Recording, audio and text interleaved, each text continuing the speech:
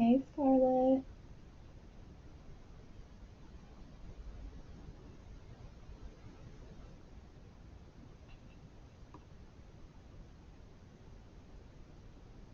Figuring out more of this stuff I can use on here.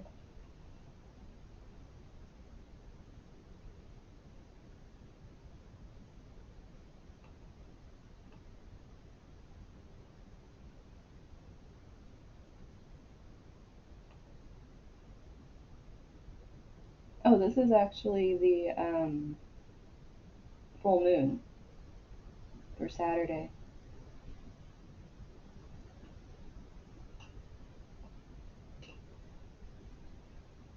Figure I can have this up here. We can go over stuff and then kind of use it as an example for everyone looking at their charts and learning.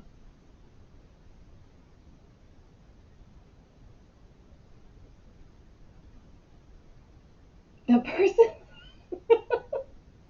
I'm not gonna lie, this full moon, like looking at it, I mean, look at this.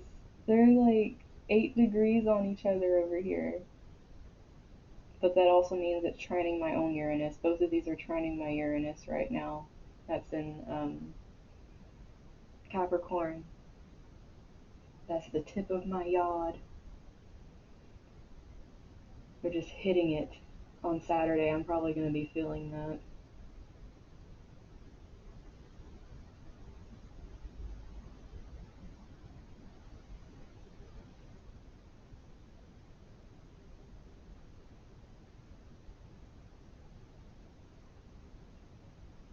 And I'm realizing that this Gemini North node has pretty much just been sitting in my 12th house this whole time.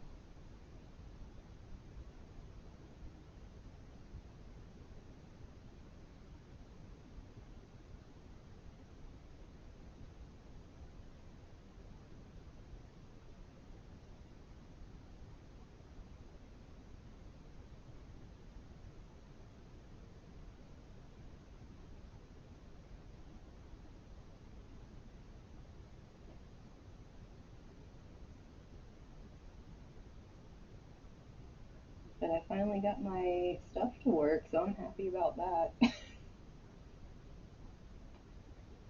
There's still a few more things that I want to do since I'm figuring stuff out.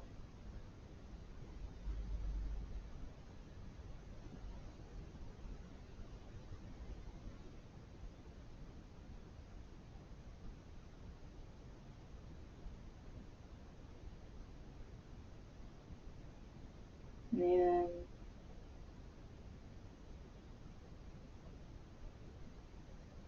I didn't even look at the eclipse. I usually don't look at stuff until, like, I'm gonna look at it. Even if other people talk about it, I tend to avoid it until I'm looking at it because I don't want what I feel about it to be swayed by what other people said already. I don't like regurgitating. Even if it is what someone else has said, at least I know it's coming from me.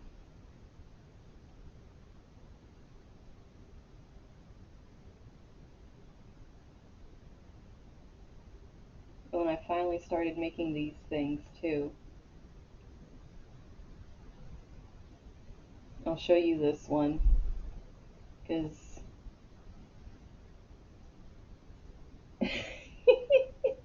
I know Owen is gonna like that one. And anyone can do that.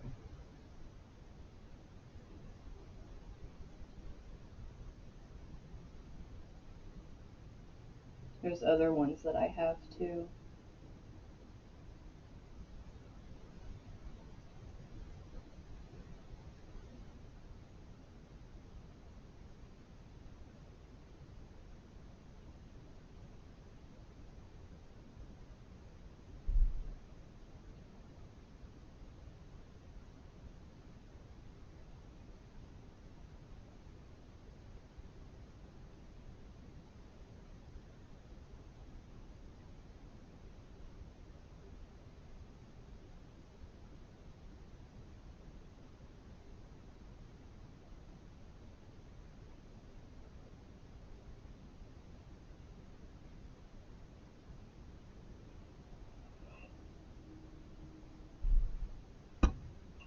Oh, my smacking shit over here.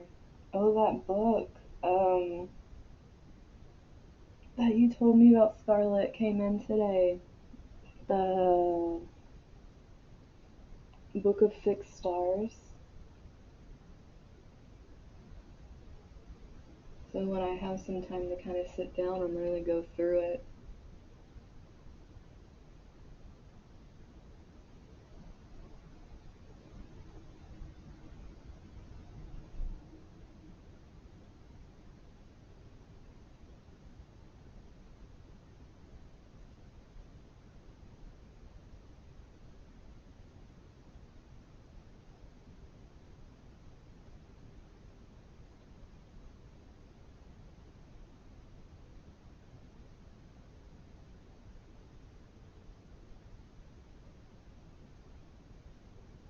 Yeah, I figured I'd want to do it more for the descriptions, because honestly, I hate searching all over the place for shit. If everything's there, I learn it a lot faster than having to click all over Google.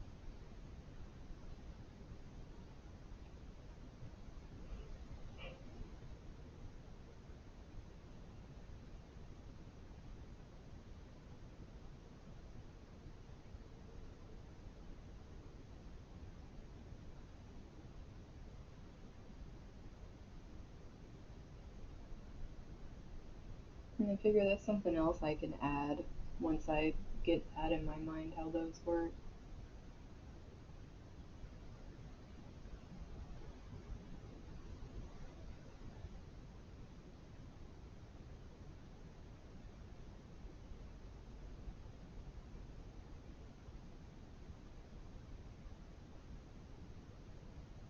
Oh wow.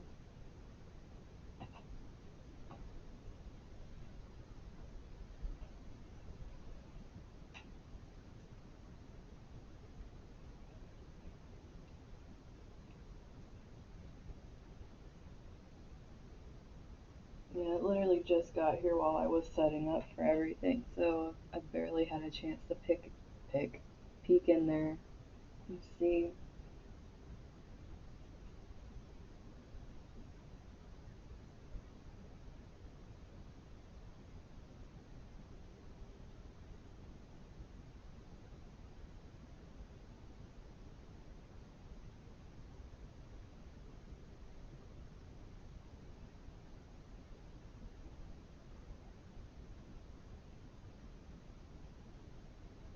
Hi, Jasmine.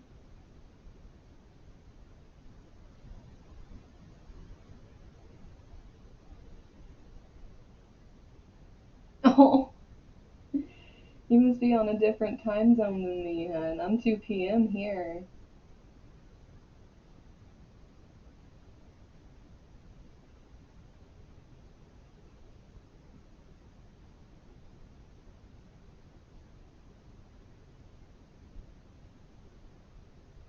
Be goth whether you like it or not.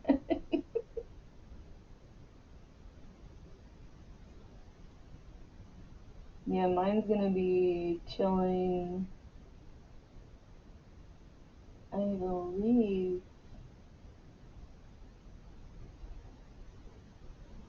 conjunct my Venus in my 10th. That Uranus and well, Uranus has been conjunct my Mercury and my Venus this whole freaking time. It's sitting in the middle of them.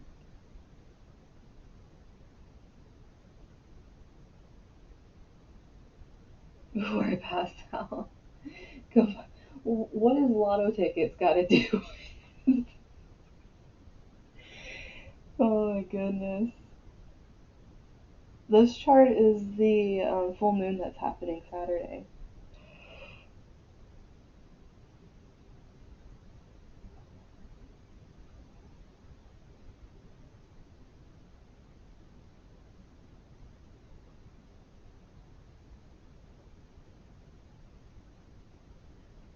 I mean, yeah, I could get well known for buying a lottery ticket if I somehow win it with that Venus conjunction.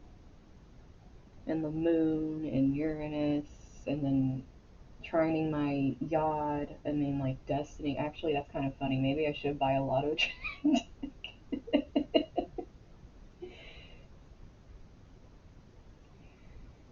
It's like your point of destiny. Go buy a lotto ticket.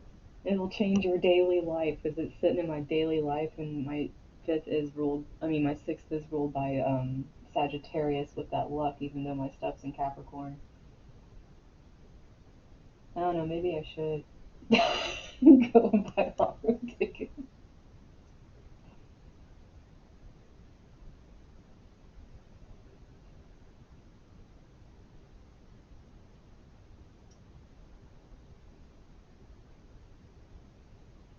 But yeah, Jasmine, while we're waiting for the others, do you have your chart in front of you? Because even if you don't understand it, I can point to certain things so we can see what your questions are.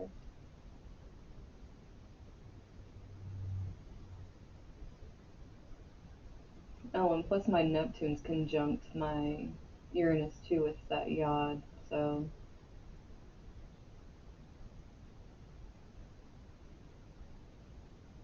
Okay, so when you're looking at your chart, you're going to want to look for this little one right here, this Venus.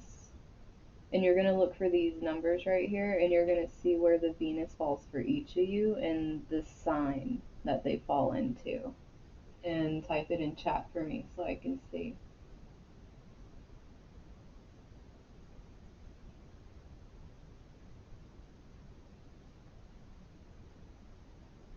And once you do that, we'll move on to the next step.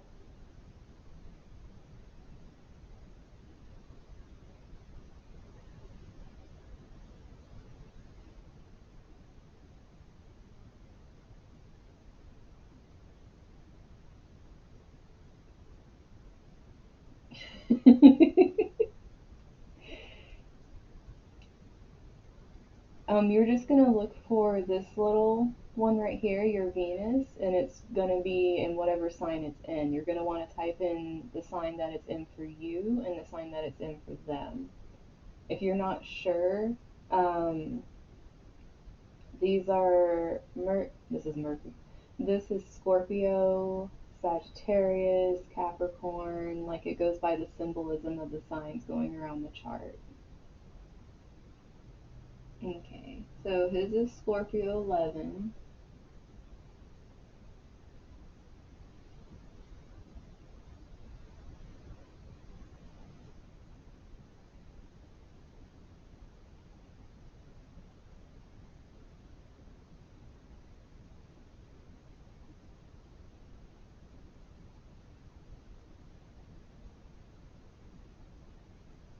And then,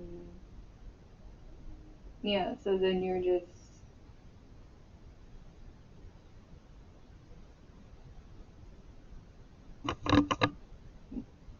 there should be a second one. Hey, Ruby.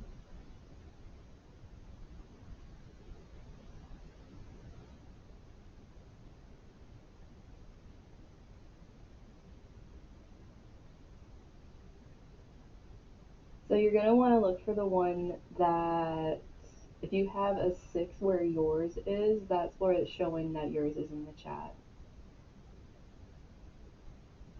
Automatic cat food. Oh my gosh, Anne, that's great.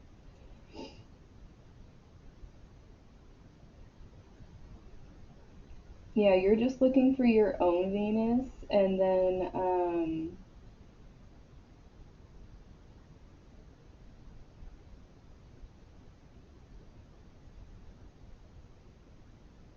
wait, what? Nightbot, you're out of control. What the hell are you doing? It's telling Scarlet to quit spamming. What the hell? I need to go in and tell this thing to calm down.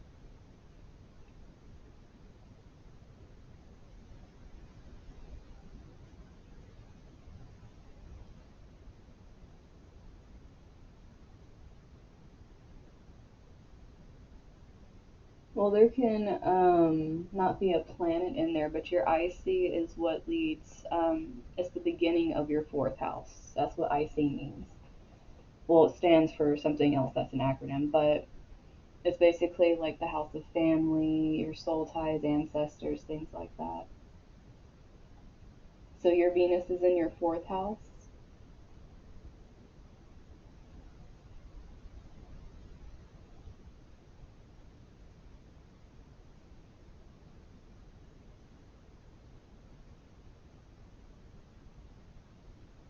Well, if it's after your IC, then that means it's in your fourth house. What's the sign of your fourth house? Like, what does your IC start in?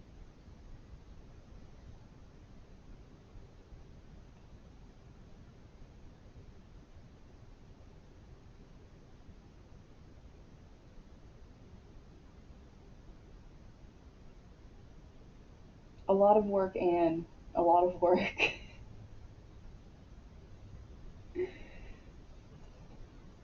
I've been watching videos and figuring out a bunch of technology on this thing. I even got the announcement stuff fixed so when people follow or donate or anything, it pops up. Um, I know how to put pictures up here.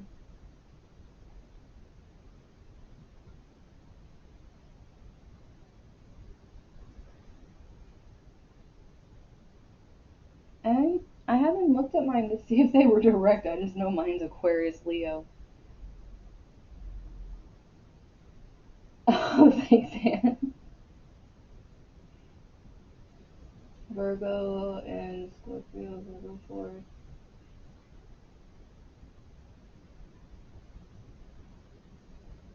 Yeah, go ahead. I like hearing other people's points of view on stuff.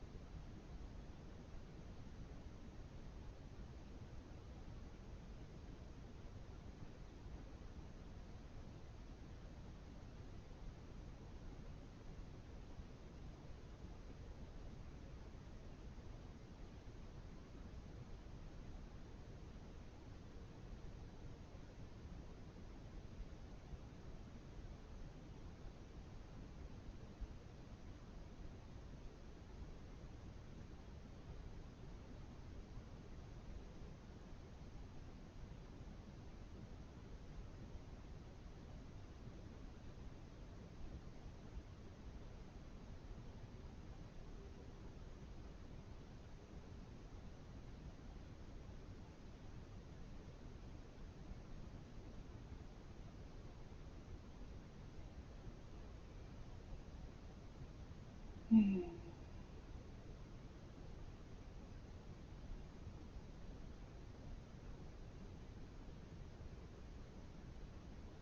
Conjunct means that you need to have your planets within a certain amount of degrees next to each other. Yeah, that's what I was looking at, Scarlet. Because the thing is, with your moon on his ascendant, your moon is your innermost feelings, it's your subconscious. If you get lost in his outward personality, you could easily start forming an attachment that your identity becomes his personality with your moon being there because you'll suppress your own emotions and be more attached to what he's putting outward. Um,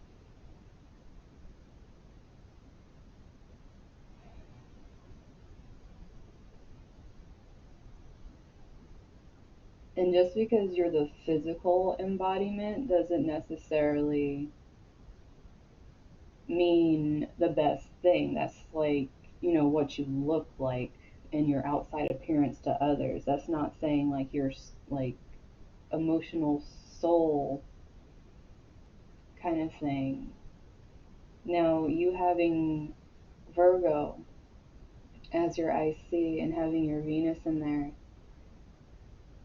that's going to make you very devoted in general to love. It's going to make you a very devoted and giving person. You can be actually very selfless, which also kind of adds to the fact that if your moon is on his ascendant, you could even more easily kind of lose yourself in him if you aren't careful and you don't really have your identity. Um, with his Scorpio in the 11th, having a Scorpio Venus, they can be very, they can be extremely loyal. They're wanting their one person and all that stuff, but they can also become obsessive with their one person. And if there isn't stuff that balances this out for him and makes him very stable, more than likely what'll happen is knowing that you guys, if you do develop codependency, he will use that as manipulation if he doesn't have stuff to balance things out in his chart. Is this somebody that you met online?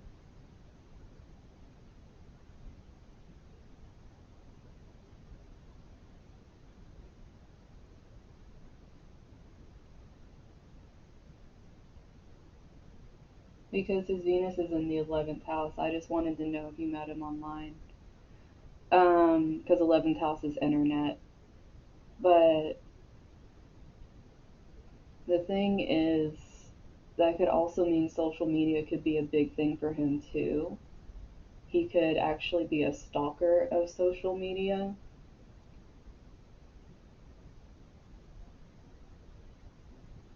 After 2 weeks. Yeah, that definitely sounds like a Venus Scorpio. Um,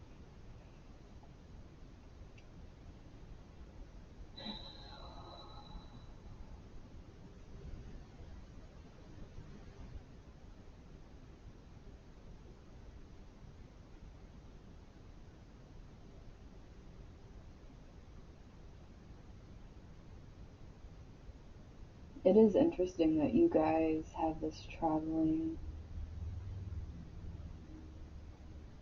Hmm. If he has Scorpio, that means his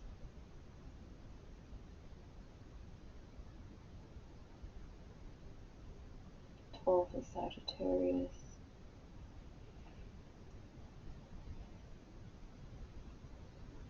No, so his sun's up there probably with it as well.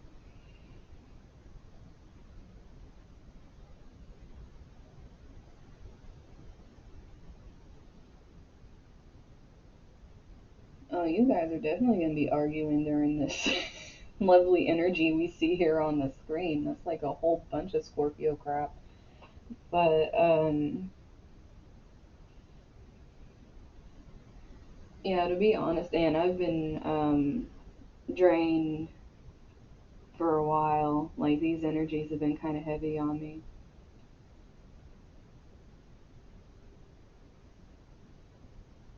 The thing is with soulmates, with charts, you can look into things, and a lot of times I don't like sitting there and telling people, like, oh, you're soulmates, because your personal chart is supposed to teach you how to be the best version of yourself. But if you don't, and you're on the lower form, or the other person you're trying to be with is on their lower form, it's like it doesn't matter how well charts mash up if someone isn't working on themselves to get to the point where the best and best match up, then one person is always going to be pulling the other person down, even if they have really great chemistry, because they aren't growing. So it has a lot of people.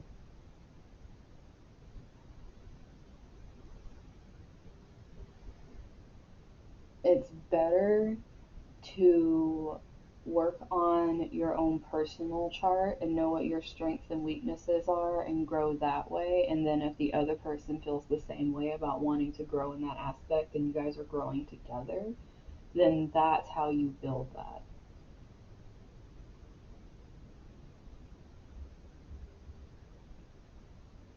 I'm going to do both, Anne. But I'm going to do the transit first and go over that, and then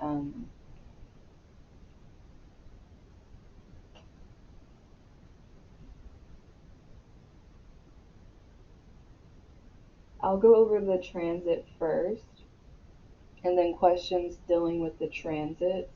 Like, I'll do those after the transit reading. But hey, Miss Killers. So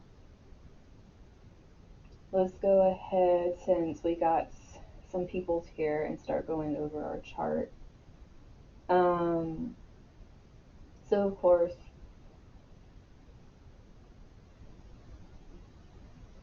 when we have a full moon, that means it's opposing the sun at the same degree. As you can see, this 8:30, whatever, 8:30, whatever. But we have the opposition for a full moon.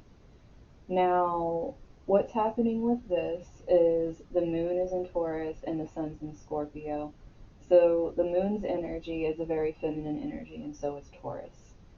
This energy is really trying to make us get in touch with our emotions, our subconscious, but at the same time, kind of pulling up from the Taurus perspective, like what brings us comfort, what brings me, what brings me, what brings um, pleasure, like enjoying the five senses, really getting grounded in this energy.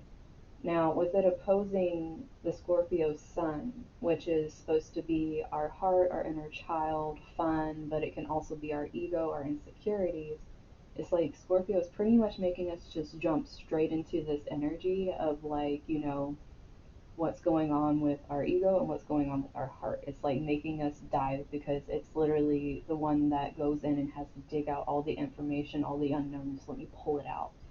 So with the sun shining on that, it kind of makes that Taurus energy a little uncomfortable because it's like, hey, I'm kind of calm over here in the dark and I'm growing right now. So that's what creates this tension that we see within opposition between the moon and the sun here. But we also have this lovely conjunction, literally like less than a degree. So this is a very powerful conjunction here at the time of the full moon, which is going to happen at 7:49 Saturday morning. Um, with this energy adding to the moon already of wanting to find your pleasures and comforts, this Uranus energy is like going to be just pushing it, especially opposite the moon here. It's going to be saying, like, seriously, what do you value? What, like, is very true to you? Like, what is really your heart's desire here? Like, no bullshit kind of energy. And it's going to make you rip up anything that doesn't belong there. And plus, with it being conjunct the moon at so tight a degree, more than likely there's going to be a lot of unexpected things happening with our subconscious. Whether that is, especially being on Halloween and it being a blue moon, having all this jam packed energy in it, more than likely some of us are going to tap into gifts we've never experienced, especially with this connecting to Scorpio. You can be trying different things for the first time, getting into the occult, really learning astrology, learning gifts in that perspective. Um, you could also be jumping headfirst into something you completely didn't expect, like a freaking tower moment happening out of nowhere on the day of the full moon, and you're just kind of like, what the hell? Because this uprooting comfort and like trying to like replace it with truth right now is can be very painful and very annoying, especially since there's two oppositions going to that sun. But if you can work with it, you can really create a physical as well as an emotional and subconscious environment that is very stable for yourself and very powerful. Especially with all these degrees being at the 8. The 8 is the number of Saturn, it's the number of karmic energy. So this could also be a time for breaking karmic ties if you use this energy. Like that uprooting can literally be uprooting bad karma and just kicking it away because you're going to be able to work with the Saturn energy. That's if you work with it. For once, this thing, yeah, for once, the sun and moon are not doing wonky crap down here to our beautiful three that have been buddies like all year long. I think this is the first moon so far. But I'm going live until I'm done helping you guys, pretty much. I usually go for 3 to 4 hours.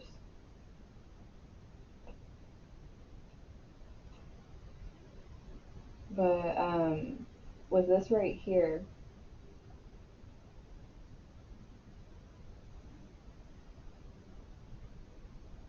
okay, I really gotta like, Mr. Nightbot needs to like calm down here and quit like telling people not to spam.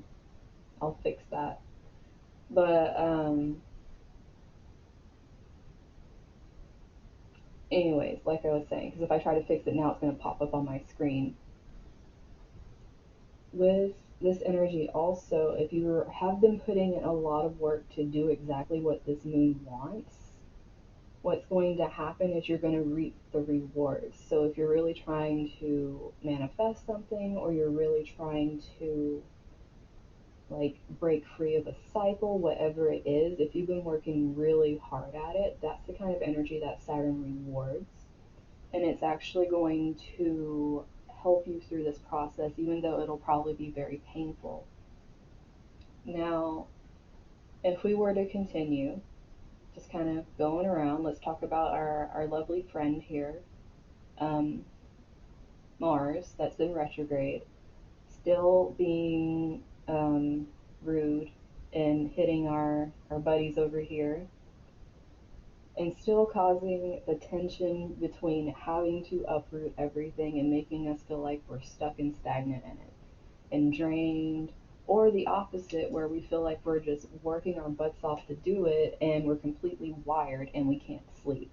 Either way, this energy is just keeping us very stuck in doing this. It's like there's no way you can get away from it. You're stuck in dealing with this energy. And it's getting closer and closer to being conjunct with Chiron over here. It's like sneaking up on it. So, with this energy, it's like this forced healing, this forced uprooting, this forced growth, forced transformation, forced lessons. And this Saturn energy is going to be even more potent since we already have all this 8 energy going on here. So, yeah, I know. It's something with, I gotta fix my bot. I just got that night bot and I have some things set up on it, but other things aren't set up yet. Like, I literally just started working with that this morning. But like I said, I have to go off my page here and fix it, and it's like it'd be just a mess with that. So I'll try to fix it a little bit once I'm done with this. But like I was saying, all those squares going from that, we've been dealing with this energy. We're just still gonna be dealing with this energy. It's just pretty much what it is. And with this right here, which, obviously we're all sitting here like, oh, that's great. Like, Mercury's retrograde in Libra. It's not in Scorpio anymore, it's in Libra. This is starting to create squares as well. So even though Mercury is going into the sign where it's like finally maybe we can find some balance in certain relationships where there might have been a lot of crap going on and like we're not being able to communicate well. Why is our communication so funky? Why am I always so angry? Why is this not working? Why is all this deep crap coming up? Why can't I just make this harmonious for once? It's like you're finally starting to go retrograde in the sign where you can think about where you can put these aspects, but it's squaring off against all these. So it's pretty much making you sit there during this full moon and have to transform the way you think about relationships. Like you have to sit here like, how do relationships affect me on a spiritual level? How are they like affecting me on a deep emotional level?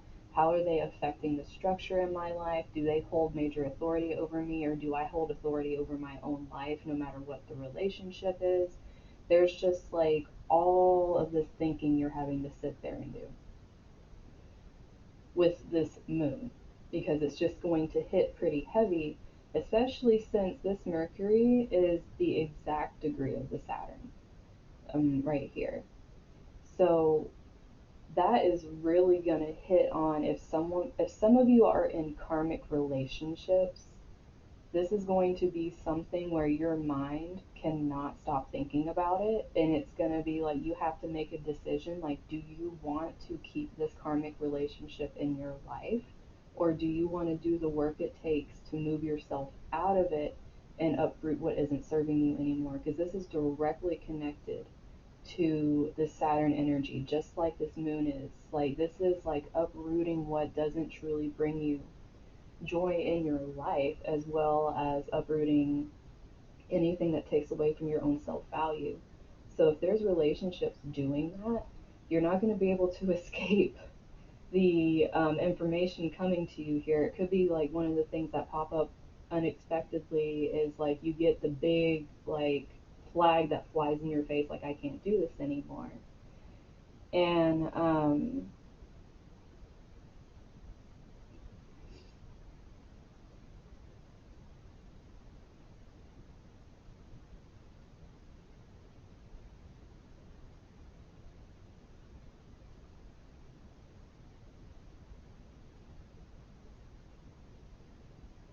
oh, hey, Bay, how are you doing? But that's pretty much going to be a lot coming up with this Mercury here that people probably aren't going to be expecting, just for the fact that it's going to hit that hard, because these energies are very intertwined with each other. Now, we have this energy here with this sextile, and it actually is hitting all three of these. It's barely hitting this one, but it's still an 8 orb. So we have Neptune doing this sextile over here to our three planets. So the way I'm looking at this is that instead of trying, since it's a sextile, it's supposed to help us make it a little easier. Do not go off and start drinking and doing things to escape your problems at this moon. More than likely that it might help you get past the moon, but then you're still going to be dealing with all the days afterwards, especially a hangover. But what this can really help with is actually getting to the point where you're starting to learn that loving aspect that Pisces can bring. Because we're supposed to, in this 12th house Pisces Neptune energy, it's like learning that unconditional love, because it's so close to the spiritual realm. It's as close as humans can really get to that love. So being able to learn that and give it to yourself throughout this transformation here, because all this is very deep and expansive, is really going to help you, because this is also doing this sun trine here. Being able to do that for yourself, for your heart, and to help you heal ego wounds is going to help bolster your growth, as opposed to feeling like really bogged down because of this Aries retrograde, because of this Mercury retrograde, because of Aries retrograde, because of the Mars retrograde. It's really going to be able to help with kind of like almost providing a cushion for that without feeling like you're dropping. But one thing to be very careful of is just to that whole escapism feeling that can come with Pisces, because if you're trying to get away from your problems, it is going to majorly like smack you, like harsh, because like I said, this is like one of the very few aspects we have in here that's trying to give you a little bit of softness with this moon. Everything else is trying to rip shit up. It's like this isn't like, this moon is very powerful, but in the sense that like you're leaving what isn't serving you, and it's like throwing you into that, whether you want it or not. So, I mean, that's just the energy of the moon. That's not even how it's playing out in personal charts. This is just literally its own energy, that this is what this moon wants to do. And I mean, it's being nice enough to give us this little thing like, make sure you love yourself and other people, but it's like even heightening more of the spiritual sense of this, because it's like, yes, we can be grounded in this energy and trying to understand these different aspects of ourselves, but we're still being pulled into like this unknown energy that we're like, okay, we don't know what the heck's going to happen next. sometimes it feels like our power is in other people's hands. More than likely, it could feel like while you're going through this that your power is in someone else's hands. And it could be causing a lot of tension, which is what this brings up. Like, you need to understand this. So, no random ding noise. Oh, God. My allergies have been horrible. The weather here is like changing like no one's business. So, Moon 8 Taurus.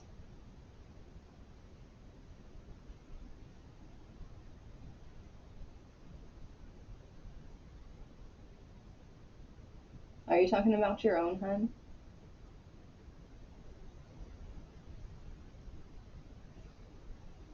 Like your moon's in Taurus? So you're just kind of sitting on this energy right now. You're literally just in it. Um, so yeah, you're definitely going to feel that.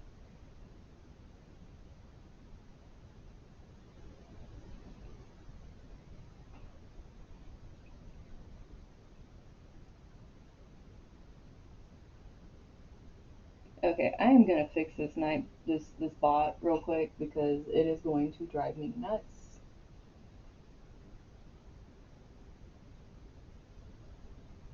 I know this bot is like, we're gonna, oh yeah, just a close up on my book, guys. We're just gonna look at that while I'm trying to do this.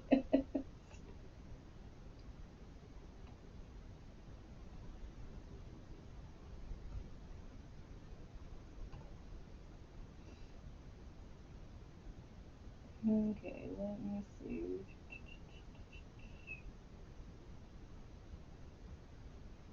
I'll tell you guys to quit.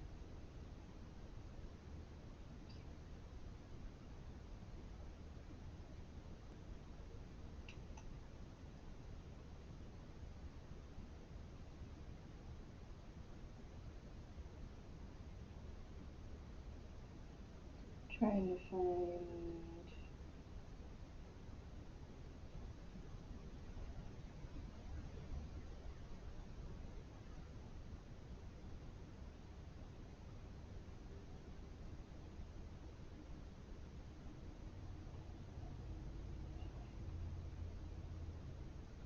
I know while you guys just kind of stare at the book, I know I'm not over there, but I don't like you guys getting timed out constantly with this Nazi bot I have going on over here.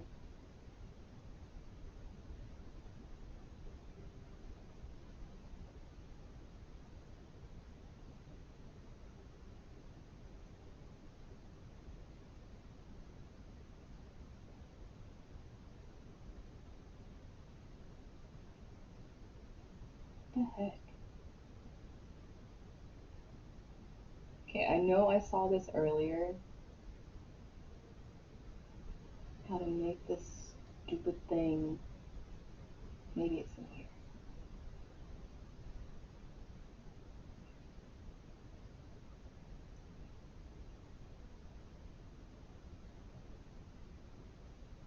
I swear, I like made this thing and now I can't freaking find where my stuff is because it decided to run off.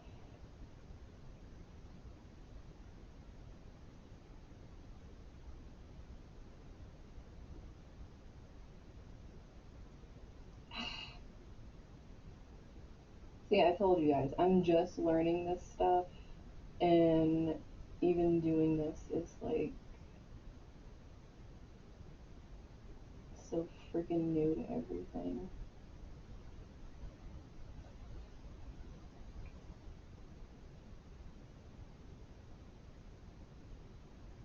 Okay, I'm just gonna go back to what I was doing because this is ridiculous.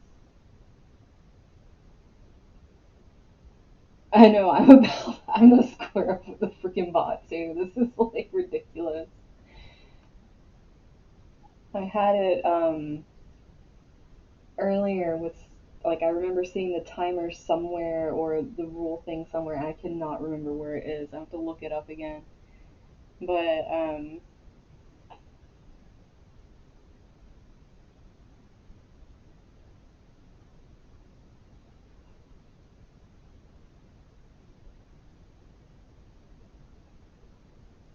Yeah, working with the streaming software is something else. I've been having to learn a whole lot with it. I mean, on top of this stuff that I'm doing for you guys. But I think where that stopped, that's pretty much what's going on here, except for the North Node trining Venus over here. It's just going to make you be talking a whole lot about this stuff. Just be careful not to gossip about your relationships because that can cause even more problems. Like, if you guys are really feeling this energy that you need to talk to somebody, try to keep it as, like, not broadcast to the world as possible. Like, if you're going off on, like, social media and trying to, like, just have a grandiose time with like saying everything about your partner, or maybe you're going off about feeling like someone's your twin flame when reality there's this transit trying to show you it was a huge karmic thing and you need to face the facts. But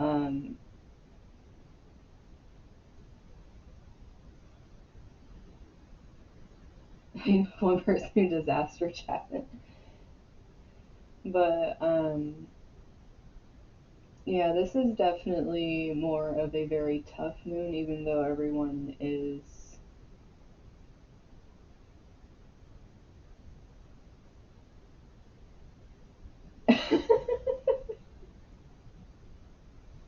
there's something with that bot I need to like figure out. It is just too happy with not. I think it's something with emotes, like the little smileys and stuff like that. I think it's like trying to say that that is spam or something. I have to go in and find the thing that's making it think that.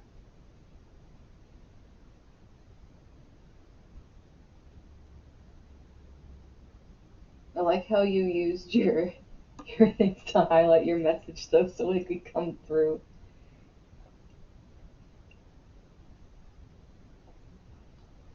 Yeah, I need to go in and fix it.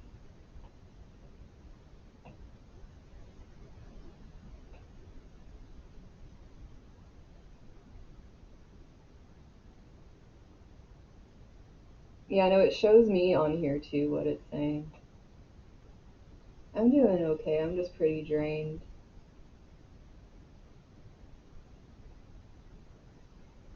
I've been doing a lot of, well, obviously working on this stuff. I've been doing more behind the scenes than this, plus my own work that I've been doing.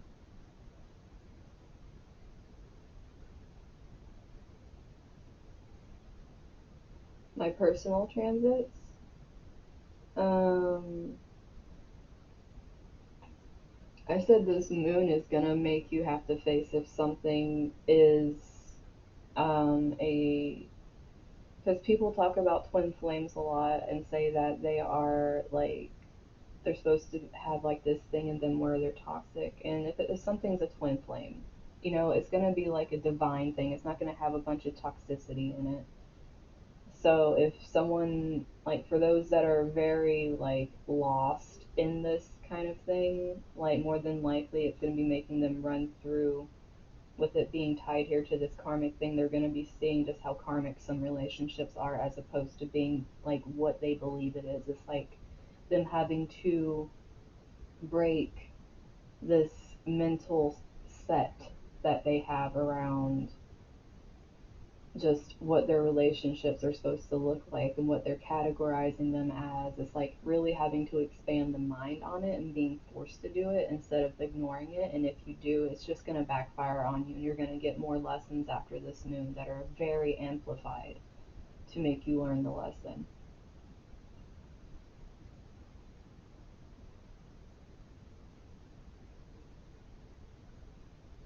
Well, I need to see both of your charts, hun, and I don't do full synastries for free. That's like a lot of work.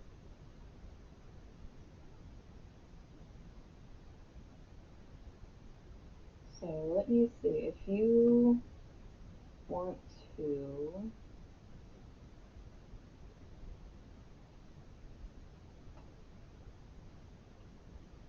I'm pretty sure you guys can see everything I'm doing right now. This is me just pulling up my own chart.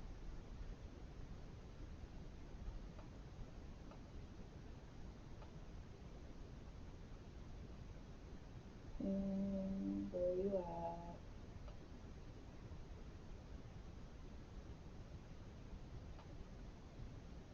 at? Okay, so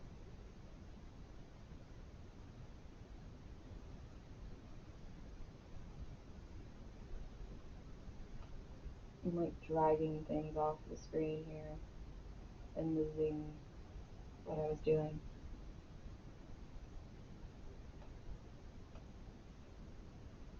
Okay. I did this backwards. Okay.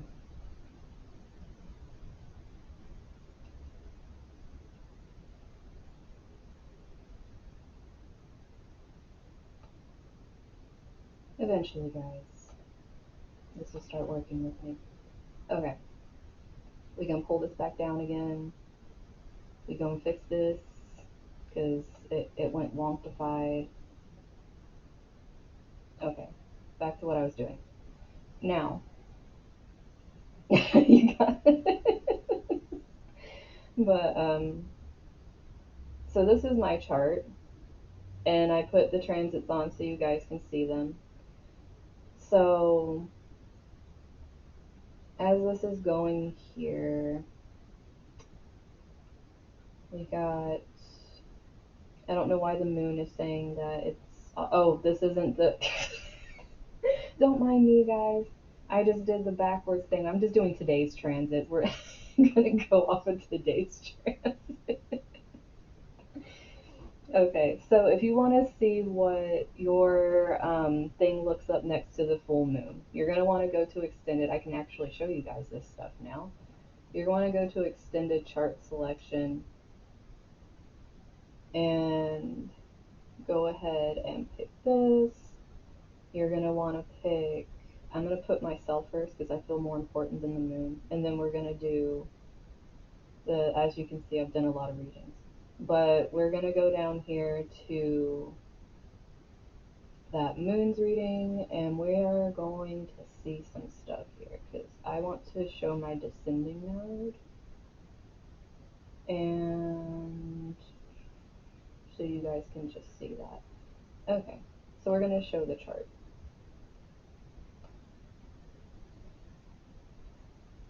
Nice and big. You think you can go a little smaller for me, please, so you're not taking up my whole frickin' screen?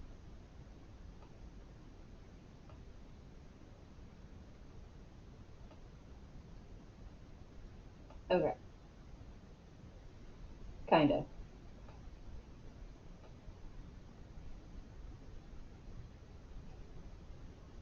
I don't know why it's being this huge butthole. Can I make you smaller somehow? Like, what the heck is going on here? Is there like a zoom in, zoom out button?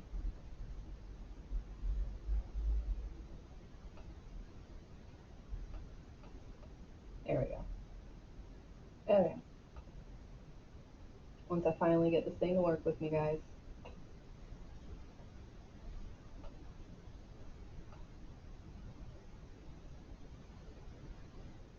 Yeah, I know. I say things out loud, but it's basically just me talking to myself as I'm doing it. So don't think I'm ignoring you. It's like I talk to myself as I do these things. For any of those that do that as well, don't feel alone.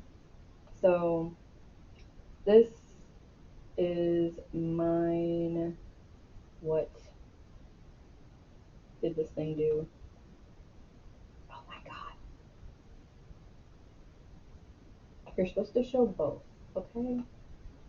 We're just. Where are you? House system.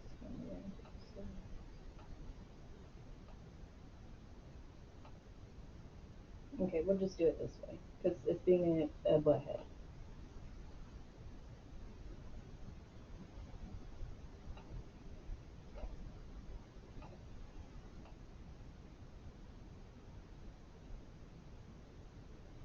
Like I said, I'll figure this junk out eventually, so you guys can see it. Okay, so, looking at this,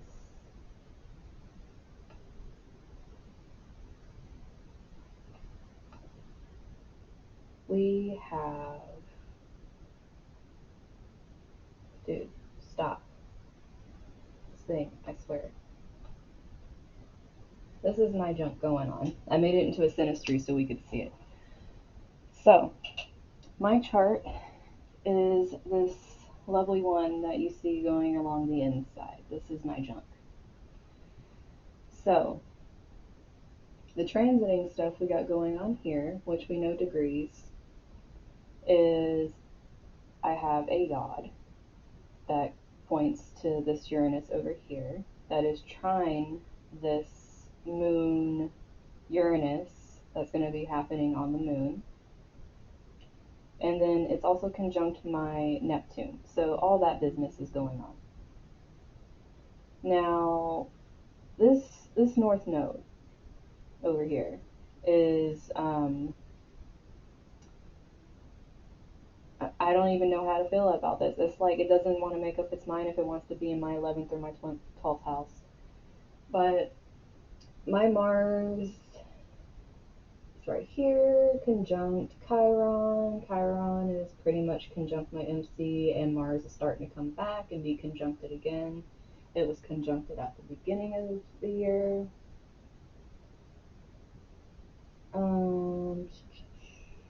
Got Venus over here with my moon. I don't have any Libra IC stuff, but I do have Lilith and Scorpio in my 4th house, literally right here, conjunct my Pluto. Like this freaking crap just sitting there, I swear. So yeah, everything is conjunct my Saturn right now, even though it's dipping in between both of these. So this is kind of the crazy, lovely feeling that I have going on right now. Since all my stuff is literally right here with the other stuff, like anything happening in the charts that you see with Neptune going in between these planets is pretty much happening to me as well. It's just not hitting as much to these ones, but it's still pretty close. The only one it's probably not hitting is my Uranus, but that's getting tapped enough by this moon Uranus thing over here, as well as anything that's connecting to my sun, because my sun and my south node actually form that yod that comes over here. I also have another inconjunct going from as a transit, because you can have inconjuncts and transits, but I have one going from this lovely Mars retrograde to my Pluto, which is probably why I get so drained while I'm creating stuff. It's like unbelievable. But I'm being forced to sit there and create things, and I'm really freaking tired.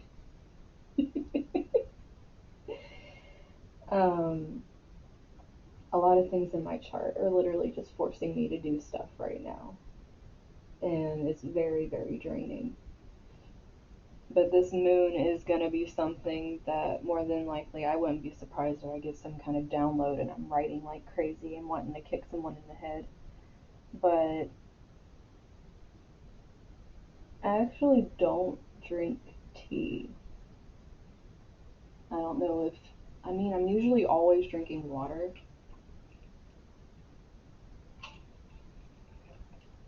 But I haven't really drank anything besides that.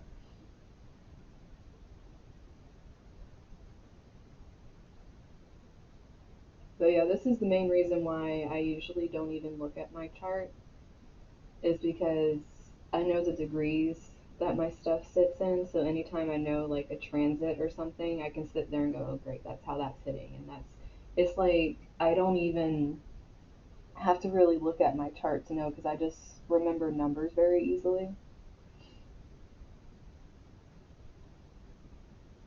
I have different teas, but it's like I don't know what it is. I don't know if I'm not a tea person. I don't know like if I haven't like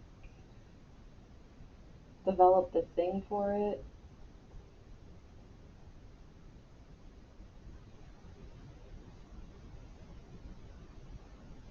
But it's just like a weird I don't really know how to put it. It's like I'll drink it, but at the same time I feel like I'm trying to finish it. and it's getting cold, and it's like I can't sit there and enjoy like I can enjoy cocoa, but I think it's because I drink it faster than I drink tea and it stays warm. But once something starts getting cold, dirty sock water. Well, it's kind of like what it feels like. It's like it just starts kind of getting cold, and I don't want to like drink it once it's cold. It's like, ugh, a warmer mug. I probably have one. I have so many freaking like thermoses and mugs. But automatic. What do you mean by automatic? Like, do they like heat up or something? Okay, no, I don't have automated warmer mug. I do not. Maybe that would make me drink warm drinks more often. They're like 80 bucks at Starbucks. I don't go to Starbucks. Obviously, I'm over here only drinking water. When am I going to Starbucks? But I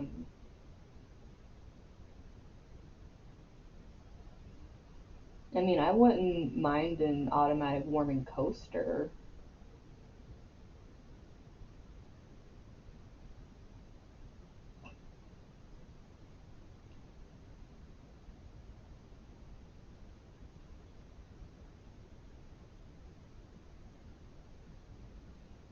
I mean, if you guys want, what I can do is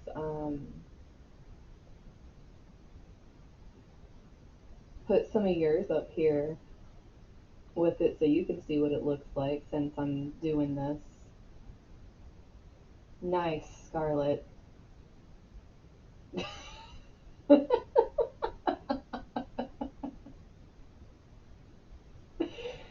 Oh, that's great.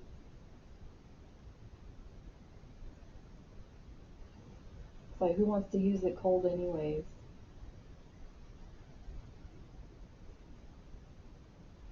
I think I have Ruby's chart because I did her reading. I can probably switch out.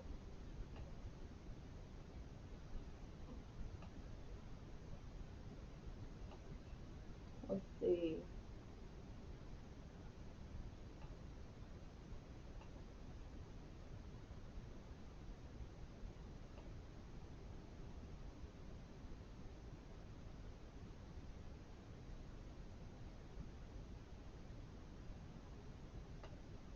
Okay, so here we have Ruby with her transits. Now, yay, cool. Yours is easy because I already have you in my system because I did a reading for you.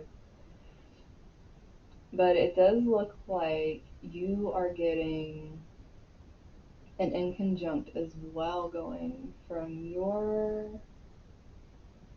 wow, from your own natal Mars to the transiting Mars, you have an inconjunct. So your drive is like really like back and forth. It's like feeling really stuck but wanting to plan at the same time.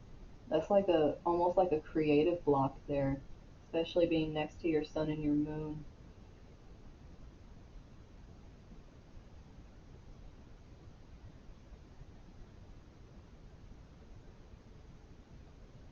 Chooses channel subs for sub transits.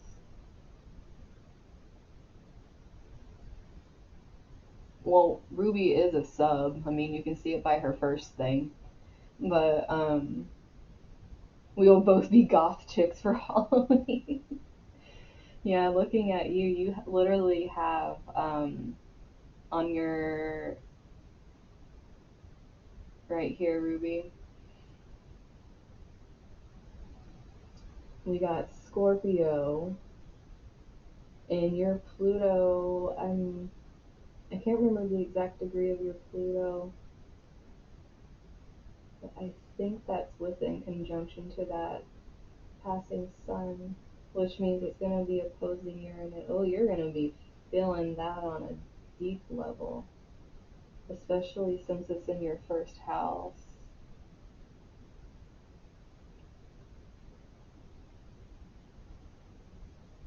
That's gonna be all over you.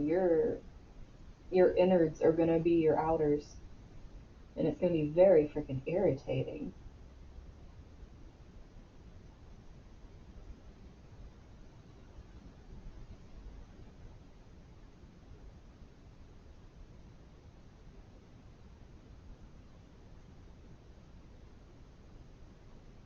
No, this is your Pluto right here. It's in your first house after your ascendant. I think you said you had Lilith here as well, and if your Lilith is Scorpio as well, you're gonna be hitting hooey, all that raw sexual energy. Don't do anything crazy, Ruby. Oh my goodness. Like, obviously, Taurus being the sign of pleasure, like, don't go deviant on us. Like, self care, not like deviant, running rampant kind of thing right now. um, let's see, what else you got going on over here? You got your whole. I like how with this transit, you actually have like this half and half thing going on here where there's like a lot of opposition squares, but then there's like a lot of trine sextiles. I think you even have a mystic rectangle in here. Um, with Sun Scorpio, Capricorn, Jupiter. Oh wow, you have two mystic rectangles that include your personal Jupiter and Pluto. No, wait. It includes your personal Jupiter and your personal Saturn and Neptune. But the transits are the full moon, which is the sun and the moon, and Uranus. So you have a mystic rectangle going between those. That is some pretty potent energy, hun.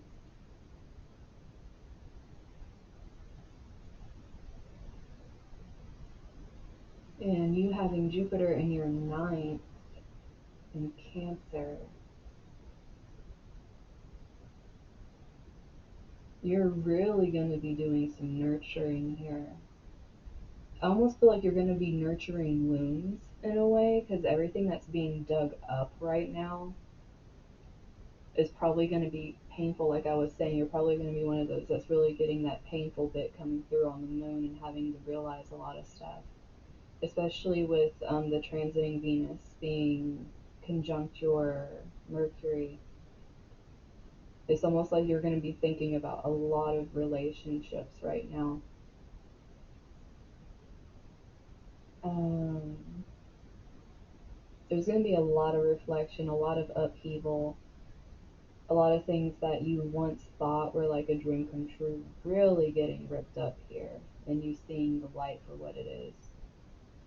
But you need to find a way to really nurture yourself and be generous with how you're nurturing yourself while you're doing this. Like this moon for you, I think the best thing to do with all this happening would be to just really rest and take care of yourself, because if you try to go out and do too much, or like you're trying too much, like let's say shadow work wise, it could end up like really putting you in a place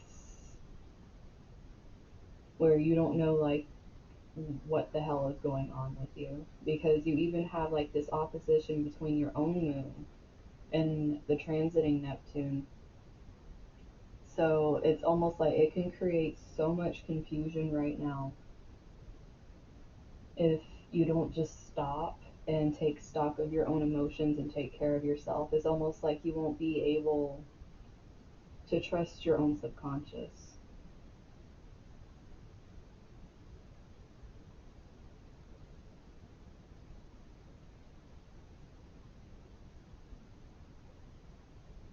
Yeah, this is a lot of. You even have an opposition with the Mars to your natal Venus as well. There's just a whole lot of you needing to sit and think about relationships and if they're good for you, if you need to remove them, if you need boundaries. It's just like a whole lot of it coming through here. But having two rectangles here, both joining to your Cancer Jupiter, you need to be very generous with self care here. But it's also doing this work that it's asking of you right now, even though it's painful and it's hard, it's going to bring you a lot of blessings. It's going to be very rewarding because this actual thing over here with the moon and Uranus is forming a trine to your own personal moon and sun. That's pretty much what that trine's saying there. It's like it's going to be good because you're going to be transforming both your ego and your subconscious. Probably some inner child work. Um, just like a whole lot of stuff coming up without you really having to try. So the best thing would be, like I said, is to take care of yourself because this is going to subconsciously, with all this Neptune energy and all this like you have so much moon and Neptune energy being like around and being connected to these heavy aspects that you're really going to need to have self-care while this is just coming through. The North Node is right on your moon.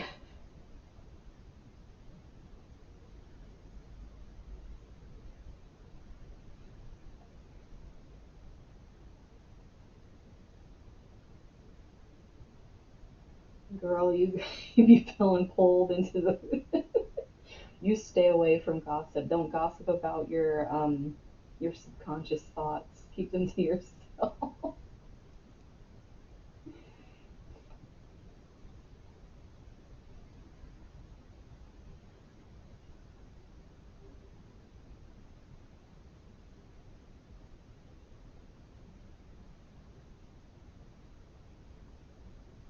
Okay, so let me see. And if you can tell me your stuff in chat, I can put it in here for you. And we can see what yours looks like.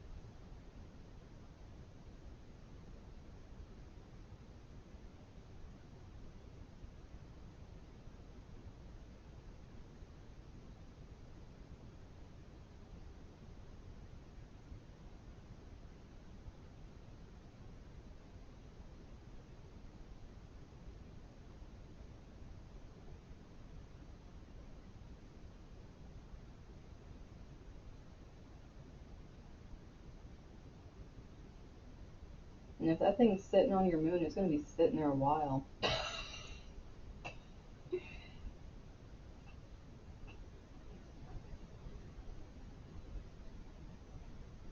I mean, the nodes can't make up their mind if they want to be in my 11th, 12th, or freaking 6th and 5th houses right now. They're just chilling, like, right on it. Like, what do we want to mess with the most right now?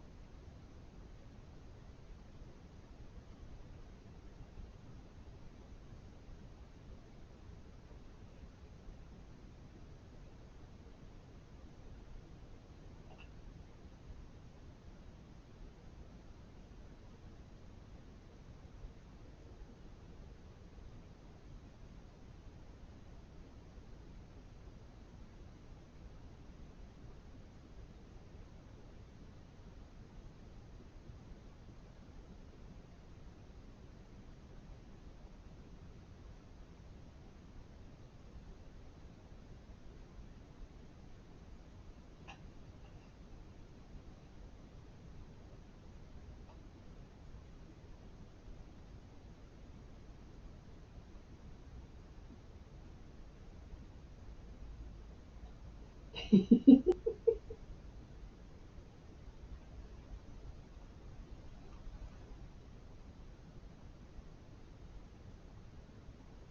what? Okay. Sunday, March 8th.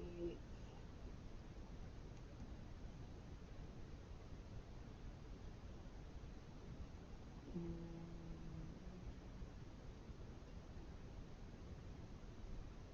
1992.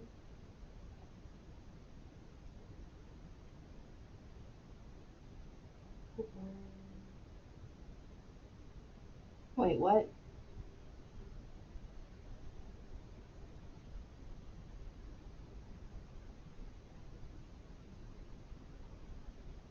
Why is there a March 8th and a June 6th here?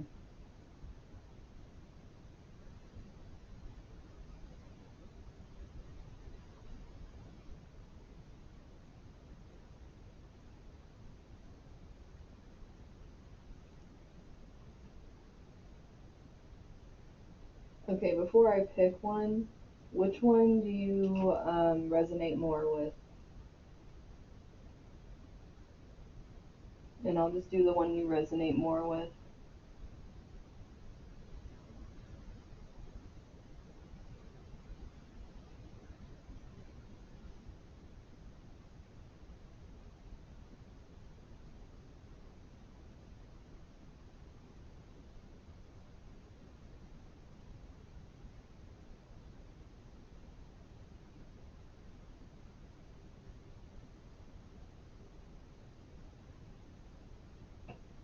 Okay, so I'm going to do that one then.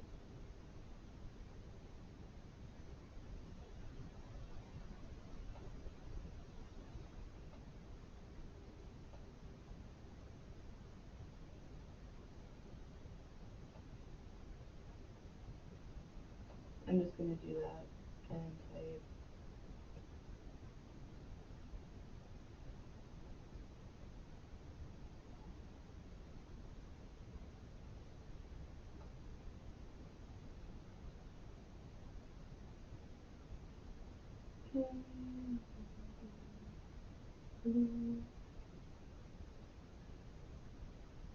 Okay.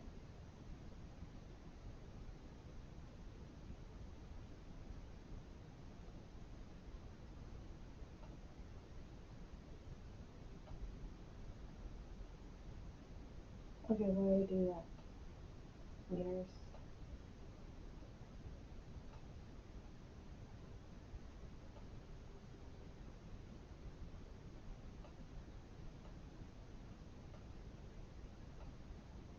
Okay.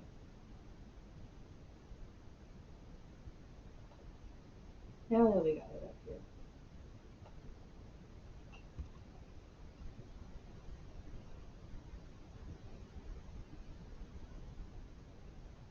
Okay, so your moon is conjunct the Uranus moon conjunction. So you are definitely going to be getting this uprooting of your own subconscious, which is going to be something else. It's almost like you're going to be, I'm not sure if this is going to make sense to you, but like pulled out of yourself to be an observer almost and made to look at some things you haven't been looking at. It's almost like a forced look in the mirror, and it's going to cause a lot of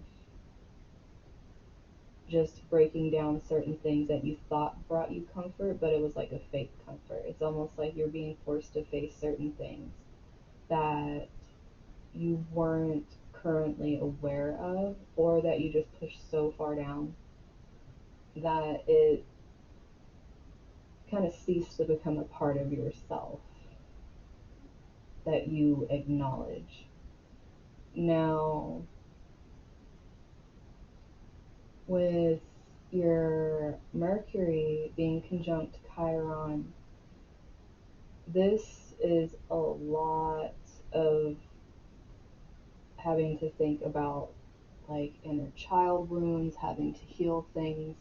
But at the same time, with this being in Aries, this is almost like you aren't being given time to think at the same time. It's like you're being forced to think, which is why I think this is going to be such a hard thing for you. Is you're That's why it's forced. It's like you're not really allowing yourself to think of the healing. It's like you think of it for a second and then you fly off and do something different instead of really allowing yourself this deep dive here. Now, you're not going to be able to escape it with this. Like, you're going to be pulled into it whether you want it or not, especially since you have this opposition here to the transiting Venus. It's almost like your Mercury is going to have to,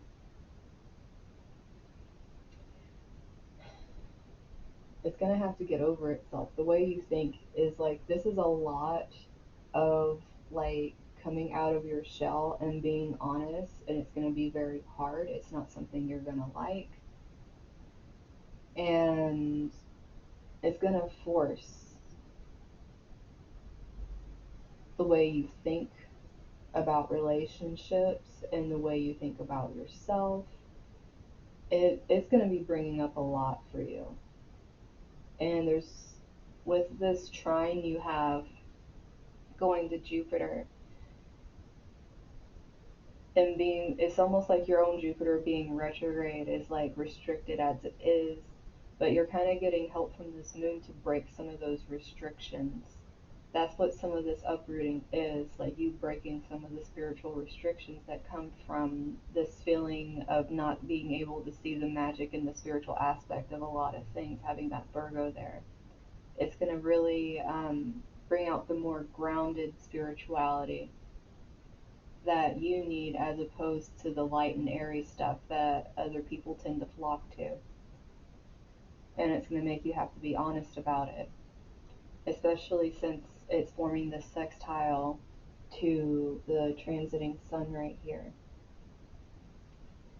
It's like really using that scorpionic energy to like transform that Jupiter into what you need in order to keep pursuing like your passions. If you don't listen, you're going to get some harsh lessons with that though.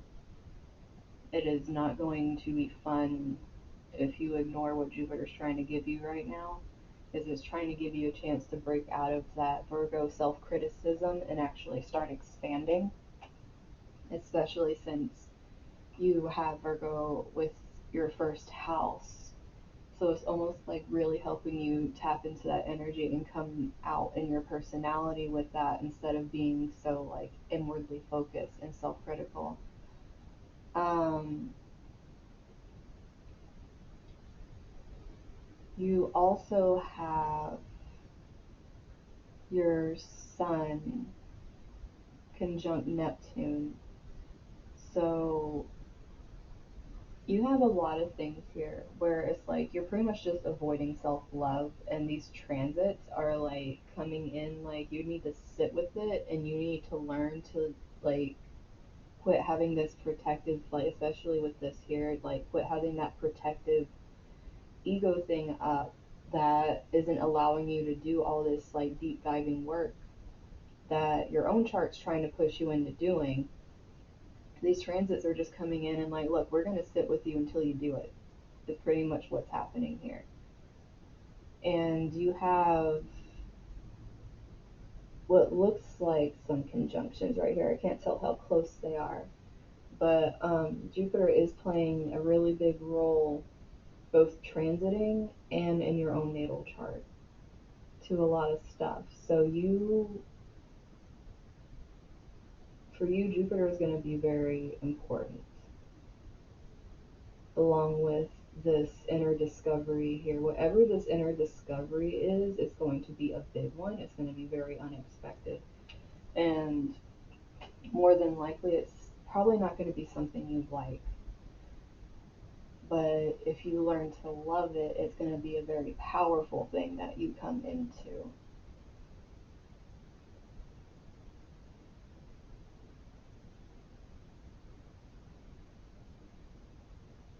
And you also have Neptune trining your own natal Pluto as well. Like you're really being forced to like drop these veils, these walls, whatever you have blocking you off from like this deep stuff right now. Because like anywhere you look, even if it's a positive aspect, it's like really expanding on the fact that you need to drop what you think is secure and just allow that darkness to come out and learn how to create with it. Because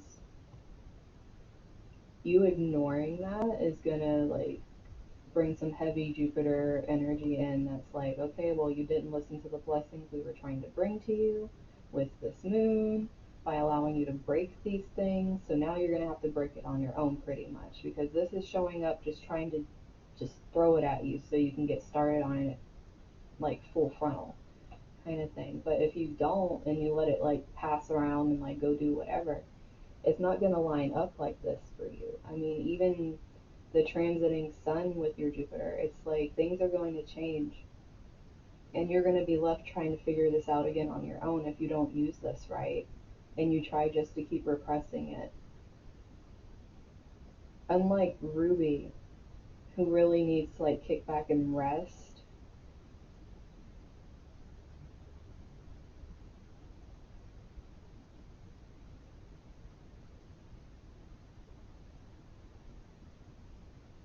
And with you, also, the sun is falling, the transiting sun is falling in your third house with communication too. It's because this will actually help you have deeper conversations and be a little more outgoing with that energy. But at the same time, you you cannot pass up this opportunity to do this work. Maybe the unexpected thing is you're gonna have to start communicating more and putting yourself out there more because I mean you have like an Aquarius IC over here and a whole bunch of stuff sitting around like you needing to be in that humanities. Oh wait, no, that's that IC. That's not your IC. Your IC is I don't know why I said that. Your IC is Sagittarius, but I looked over here and saw IC. I didn't mean to say that, but having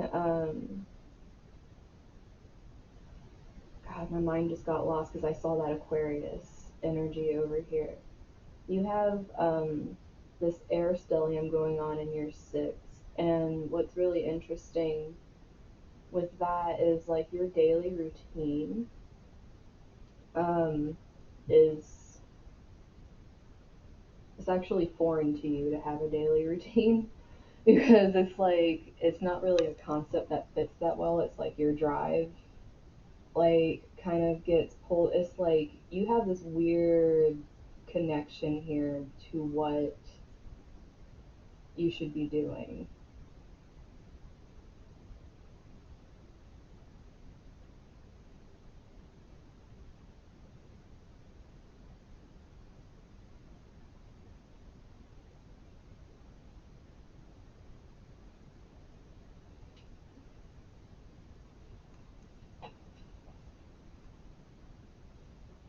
But yeah, if you want to do something with how all these transits are hitting you right now, you shouldn't. I wouldn't say start it until you get this taken care of right here. Because if you're trying to start something and then this comes out and you're having breakdowns because it's coming out, that's not going to be good for what you're trying to start. You need to have a solid base when you start, and you need to have a solid understanding of yourself as well. We're not going to have full understanding of ourselves probably like ever in our lifetime, but with something as major as this coming through, whatever it brings to you, you need to work through it because it's going to aid you in your communication and your self expression. It's going to allow you to be able to form better relationships instead of ones that seem kind of like there is a wall up in between it, because that's one thing that can happen with having this kind of energy in your chart and you wanting to go on to the internet. Like, of course, having this Gemini midheaven it can really help you in that sense with communication, but at the same time, you don't have planets right now in your 11th to hold up that energy, as well as planets in your midheaven. I mean, you have the North Node sitting in your 10th house, but that doesn't necessarily mean that it can be helpful because, you know, that whole energy of Rahu can be very devouring and very detrimental to the self if we're not really paying attention to what we're doing and we're ignoring ourselves trying to go after something.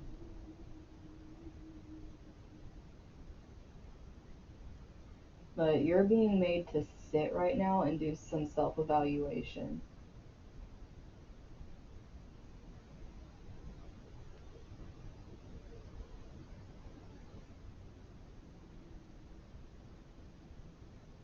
And then once you do it, then you're going to be able to be creative with what you learn, but you're not going to be able to fully come out and do the things you want to do until you do this.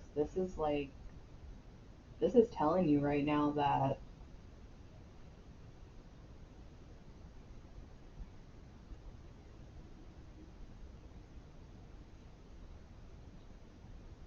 well, hun, you're going to have to decide which one you really resonate more with, because if you're going back and forth, you're going to constantly confuse yourself instead of focusing on what you need to be building. That's why I feel it's good to understand each of the types of charts, like Vedic or tropical, human design, whatever. It's okay to understand and go between them, but you really need to find what you resonate with and stick with that in order to build up on traits. Otherwise, you're just going to confuse yourself and keep going back and forth between all these different things and changing things constantly that could be detrimental to your growth.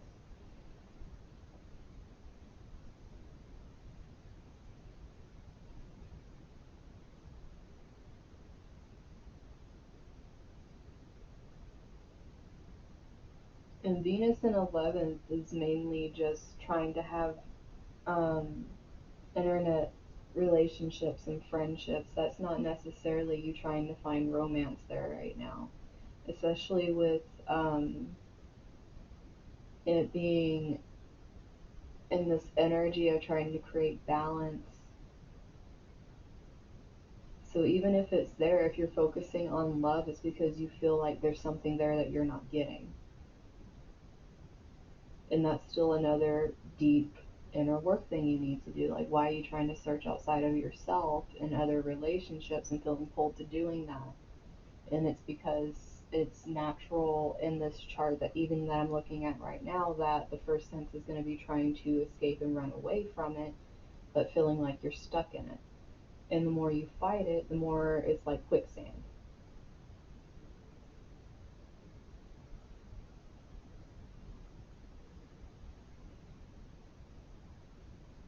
But if it's something you really want to do, and you really do want to stream and you want to do tarot and all this other stuff, like, you really have to get into this point where, without even thinking about it, if you feel something, that you start actually working on it and acknowledging it, because anything you repress is going to come out in your readings, and a lot of times that energy can actually come out um, unintentionally on what you're trying to help other people with, and that's why it's important to be very self-aware.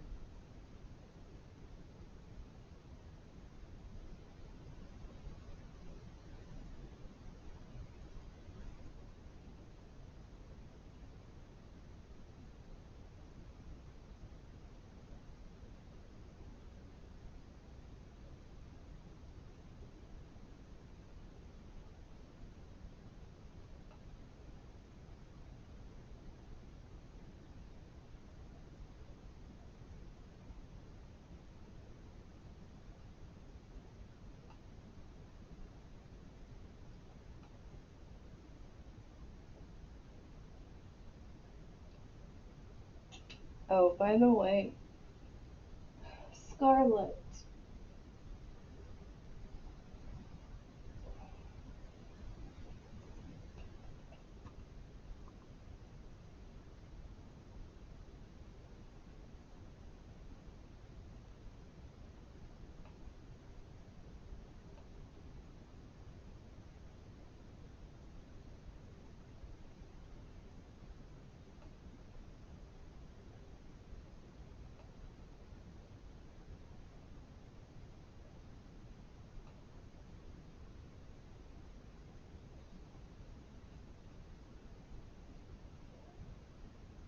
Yes.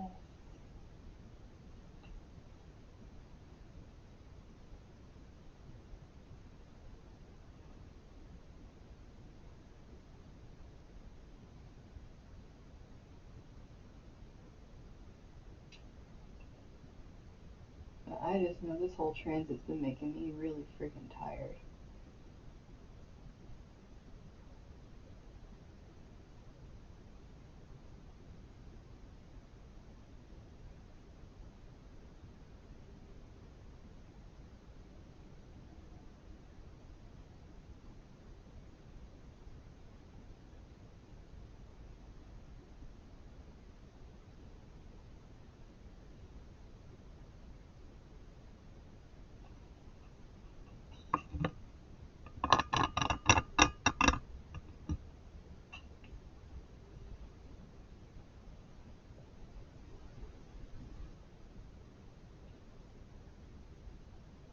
Well, yeah, if you guys don't have any other questions. Oof.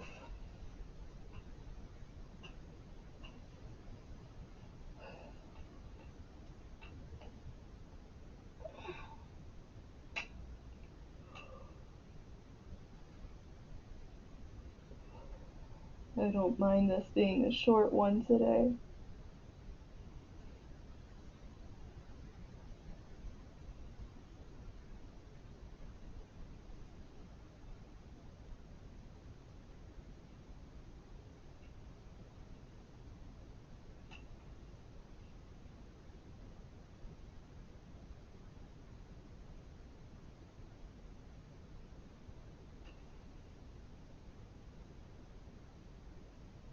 You guys didn't hear me right. It didn't cut out or something that I don't know about.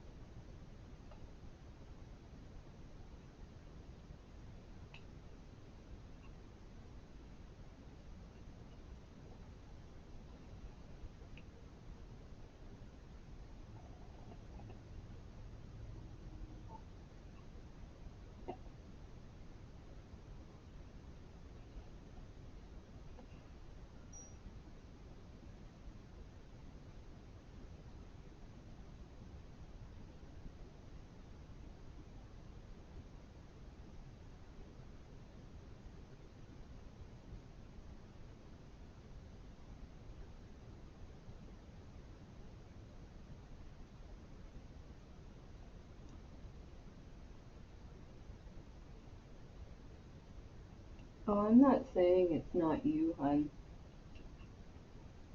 What I'm saying is we can all dive into a lot of different aspects of ourselves. I mean, there's even the draconic charts and all this other stuff. And I know there's connections between all of them, but at the same time, without knowing the connections and how they connect to you personally, and you kind of flipping back and forth, like not saying you personally, but just like anyone in general. But going back and forth can almost pull away and make you feel like you haven't done certain things that you need to, but also can make you feel like you've done things that you need to when in reality you haven't addressed them. Because it's like if you're lurking, if you're looking at say like how you need to learn self-love, but yet you're saying like this other thing is telling you need to look at relationships, more than likely the relationship it's trying to tell you to look at is your relationship with yourself, your relationship, if it's in your 11th house, your relationship with the internet. Like, what kind of back and forth do you have there? Because if you don't have the same feeling, you kind of have to dive in and see, like, okay, why do I feel like this is saying this and this is saying this when it's both you? It should connect as opposed to feeling like it's pulling you into different places. If you can connect how they go together, what they apply to, what part of yourself they apply to, then that's different. Yeah, I can look at your Scarlet.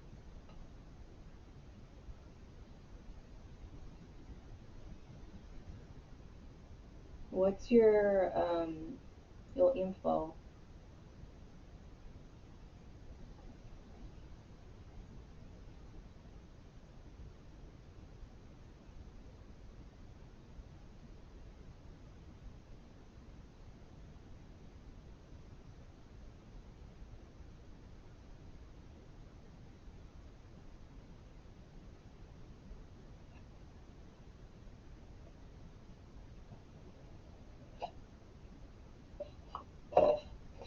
I'm just doing this because I like how they look, and I'm just gonna do a little, let them lay out across the table and look at the pretty colors. There. Just because it's a little carbuncle. They just make me happy seeing them. They give me more energy, so I'm just gonna do that. But let's see. So 8:27 p.m.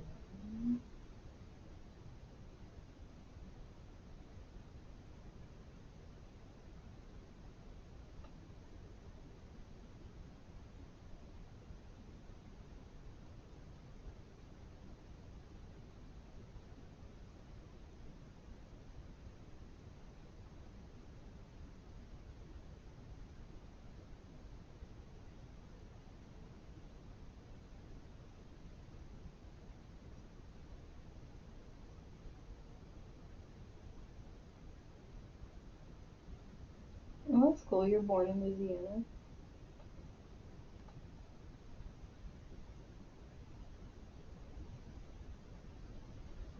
That's where all my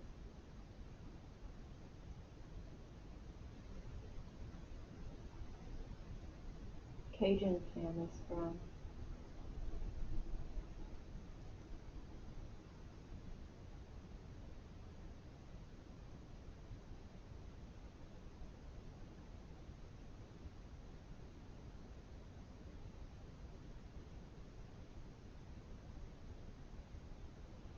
Why is this thing not showing your...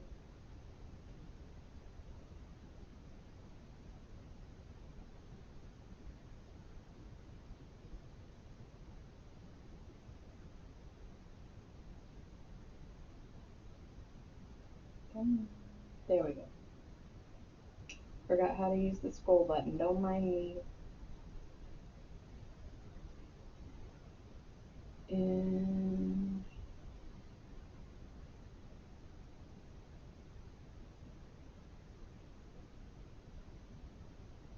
okay, so I'm just gonna pull this back up here again, and there we go. Oh, check you out, Scarlet. Ah, stuff falling over here. Look at all your pretty crisscrosses. So, obviously this moon is going to be nice and powerful for you, hun. Um, gonna have in conjunct with your personal moon, and like you were saying, you have that straight on conjunction with Gemini on that north node on your moon. But you have an in conjunct with the transiting Jupiter, and then you have another in conjunct that's going on with your sun to the transiting Mercury, and then another conjunct with the, oh wow, you're gonna get all kinds of Saturn energy at this moon, because you know how I was talking about how Saturn energy is very heavy, heavy with the degrees, with the 8 degrees, and then everything actually being very connected to Saturn, like even the Mercury is connected to Saturn at exact degree. Um, your personal Saturn is in conjunct to the moon and Uranus that are sitting on each other. So not only do you have all that Saturn energy between the moon and the sun and Uranus at the 8th degree, but you also have that same energy coming in with the transiting Mercury. That's going to be in conjunct your sun. So your sun's being pulled into another part. So you're just having all of this beautiful enlightening energy that you're probably not going to be filling up to right now, considering the fact that you're trying to get better from feeling under the weather, but you never know. It could just make you feel better. It could do like unexpected things, obviously. But what's interesting is you're over here with this relationship aspect because that transiting Venus that's in Libra right now, what's happening is it's forming this square over here to your personal Neptune. So you might be getting a little confused about certain relationships right now. Either that or you're starting to turn the other way and become more accepting and more conditionally, not conditionally, a little more unconditionally loving in relationships. So it can go either way. So I mean, it could actually be both, to be honest. Like, you could have some relationships where it's like you're really starting to allow yourself to be vulnerable and open up and just love from this place that you're not feeling like it's going to get trashed on. And then there can be other ones where you're just like, I don't even know what's going on here. It's like, it could be like both ways with that square, especially since it's like your Neptune's sitting over there in Capricorn. It's just like, what structure, pretty much. But you also have all this fun stuff going where those three planets are just kind of slowly inching their way to just sitting on your IC, which is going to be like that lovely upheaval. You already went through it with them retrograde, and now they're just going to move on and going direct, and you're going to do another like upheaval that has a lot more strength in it with them direct. It's like all that momentum that pulled back is going to shoot forward. And oh my god. Well, from what this is looking like, your own natal Venus is conjunct both, because it's like right in the middle. It's conjunct the transiting retrograde Mars and retrograde Chiron. So your relationships are like, some of them are feeling very childish to you right now because, like, obviously that childish Aries energy, very impulsive. Obviously, with it being in your sixth house, you're over here like this is your daily routine, like how you're helping other people. Obviously, that can easily go into helping your sister, but it's like you going about and doing things that you feel you're responsible for.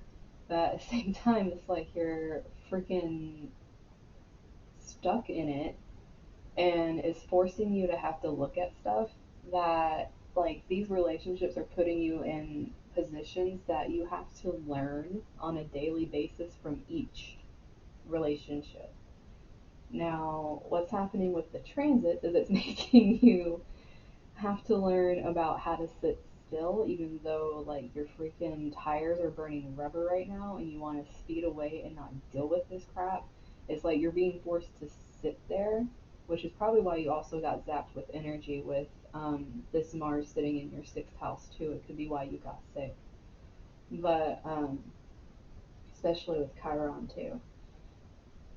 But you having like all this energy of needing to heal yourself and nurture yourself, because if you remember me talking about the sixth house, a lot of times when you're constantly doing your duty to other people, it can become the neglect of self that starts happening in this house. So it's almost like you're being made to sit down and look at your own relationship with yourself. Like, do you take care of yourself enough? If not, obviously they sent you this lovely message of like, here, like, you're not paying attention, so you're gonna get sick. It's like they're just like, look. Um, and then we have this energy, like I was talking about with your natal moon. Now, this is really interesting with it being in conjunct Jupiter and then also being direct conjunction to this Gemini North Node energy. It's like your moon hitting on Rahu over here.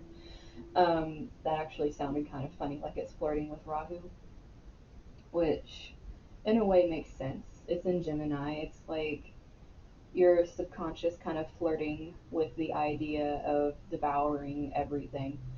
But at the same time, you have to be kind of careful with that because since it's in conjunct this transiting Jupiter over here, it can become very expansive energy. Like, you can kind of get lost in it if you're not careful.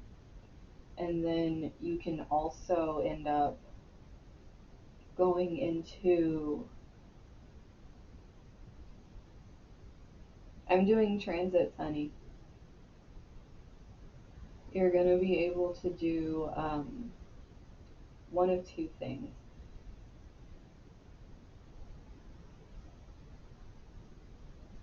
With this right here being in Capricorn, it's it's gonna be hard work, even though Gemini is kind of flighty, and it's gonna be this. Uh,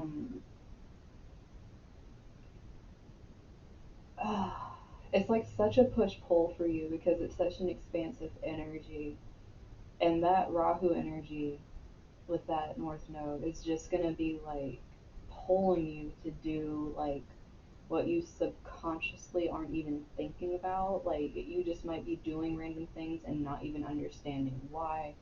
And it's almost creating this, especially with Capricorn, it's like you are trying to work towards it. And it's something you have to be really careful about. Hey, Anna.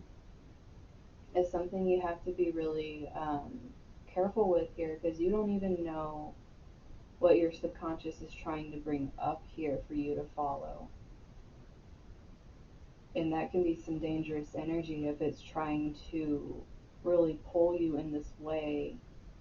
And that inconjunct, it's like that thing, it's like how I describe inconjunct is like that freaking finger thing, that Chinese finger thing, where it's like you put your, I know you guys can kind of see my fingers over here, but you put them together, and it's like if you push them together, it's like it'll loosen, but if you're like tugging and tugging, it doesn't, it's like it won't let go. So it's almost like fighting this moon energy, even though it's very heavy with this north node. It's almost like if you're pulling against the Jupiter, it's going to get very hard. It's going to become very frustrating, and it's almost like you fighting your internal. It's almost making me feel like dark feminine energy, even though this isn't Lilith, because it's connected to the north node. It's almost like that instinctual thing, and it's kind of helping you build, especially Jupiter being spirituality, it could be helping you really work towards understanding your own innermost spirituality and heading towards that and making that your compass. But this North Node is going to be sitting on your moon for a while. This is going to be like some major reflection going on here. So it is Lilith energy I was feeling then. And plus you had it in your eighth, so you kind of have scorpionic energy going on there with it too. Yeah, this is going to be what's interesting though, what I'm feeling, because you know how the eighth house can be like um, other people's like possessions and things like that. I almost feel like what this is doing for you, since the North Node is actually conjunct your moon, is it's making you a possession of outside forces, which is very it's a very strange thing. It could be why you're getting pulled into doing like learning different things and learning the knowledge and like needing to satisfy this new thing, and you're not really understand. It's like you're jumping back into things, and it's like even if you once left it and everything, you're jumping into it and you're having to do it, and it's like this thing where you need to devour the knowledge, because Gemini is all about collecting that knowledge like crazy, like no matter what it is, just like give me tons and tons of knowledge. And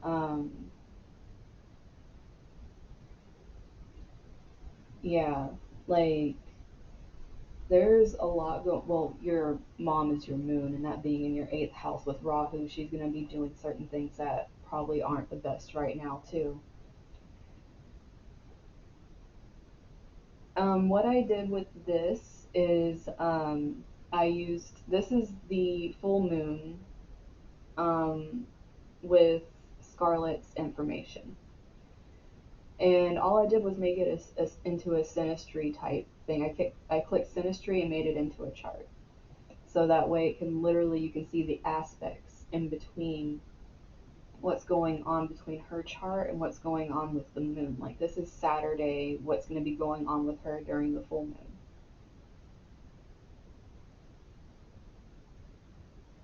But some of these things are going to be staying with her for a while, like the transits that don't move fast, like this North Node thing is not fast moving energy, and it's conjunct her natal moon. Um, yeah, it really wouldn't surprise me if your mom also gets very ambitious and starts trying to take things from you as well, because your mom is the moon, sadly. Um, this is some very tricky energy, especially being in the eighth house. But I can see why you've gotten back into astrology and a lot of different things with it being in your eighth, and that Rahu just like she poses you on the internet. My God. But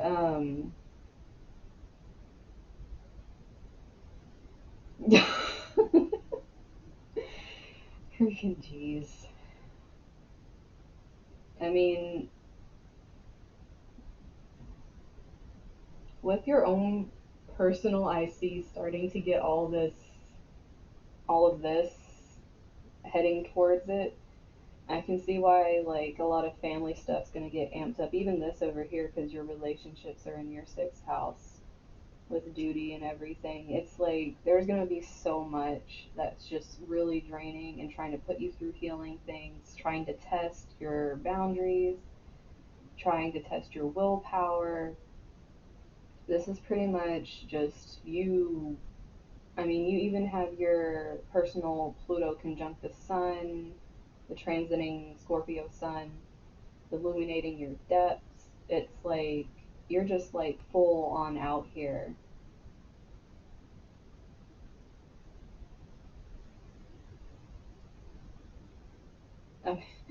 I love how you have this Mars Neptune conjunction here, and it's like squaring off against the transiting Neptune. I mean, um, Mars Uranus conjunction squaring off against the transiting Neptune. It's almost like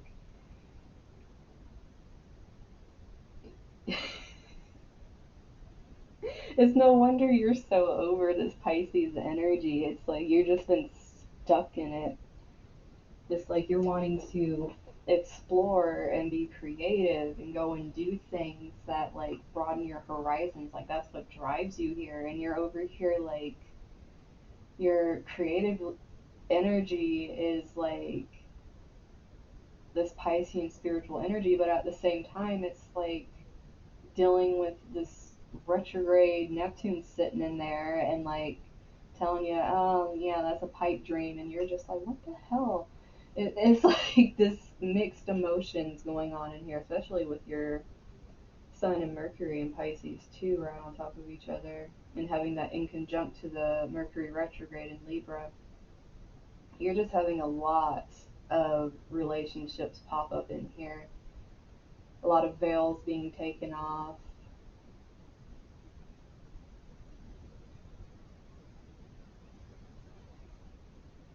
a lot of karmic. This is a lot of karmic stuff for you coming out. I think that's also why Rahu's with your moon right now. There's a lot of karmic stuff that you're having to deal with.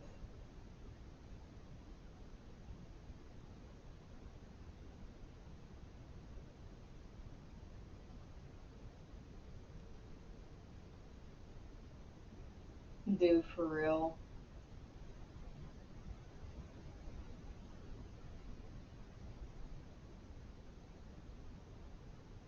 I mean, Scarlet does have a natural knack for it, and then she also has her Chiron in and Lilith in the eighth as well.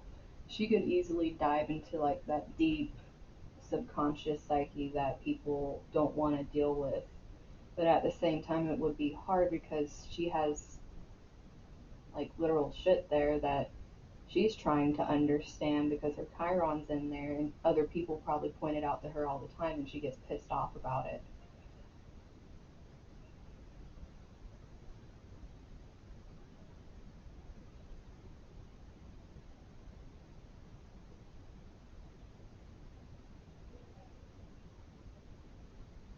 When I looked at Draconic, it really made me feel like it hit like a soul level with me.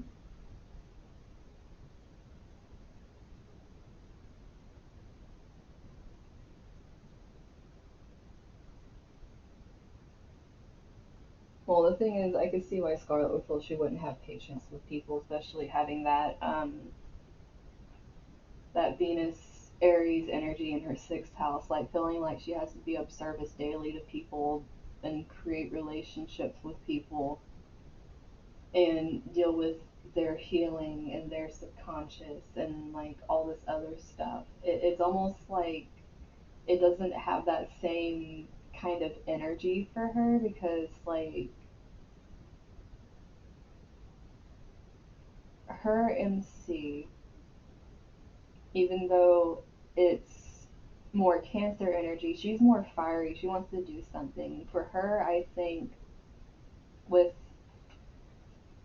astrology, especially having all this Piscean energy down here, she could easily create and download from a space like maybe her own books. Because the way she writes is very unique. She has her own way that she articulates things. If she was to write out her thoughts and just put it all into one place, she would probably write a really good and well known book. And people would be drawn to it because of the depths in it. It wouldn't be like a normal astrology book, it would be one that's basically calling people out for their shit. But she would have to be careful that she doesn't get drowned in her own shit while she's writing it.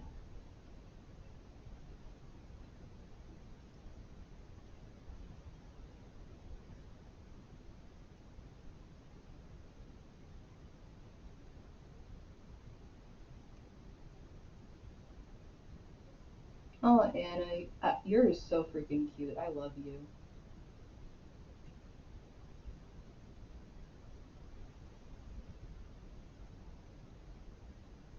But yeah, I can see easily in your chart, Scarlet, like you would be like a genius when it came to putting your philosophies down and letting other people just take it in. You wouldn't necessarily like to communicate them because your communication houses are like, for one, your 11th is like, screw this, not even really wanting to have anything in it. And then your third house has Neptune in there in Capricorn, and it's just kind of like feeling some type of way about having to have structured, dreamy reality over here and having to communicate. So it's almost like it would help your Pisces energy because, third house is also the hands because, it's a Gemini house. That would be writing. Even though it's talking and communicating, you can put your communication into writing. I mean, heck, if you don't feel like writing it by hand, you can sit there do text to speech. But you putting it down and like bringing all that Piscean energy down to where it's like written and channeled, which a lot of it probably would be channeled for you considering how powered up some of your houses are here. You could easily bring in that stuff. And with Rahu sitting on your moon, it's pretty much pulling your subconscious out like it's no one's business. And you're going to be sitting with that Jupiter energy.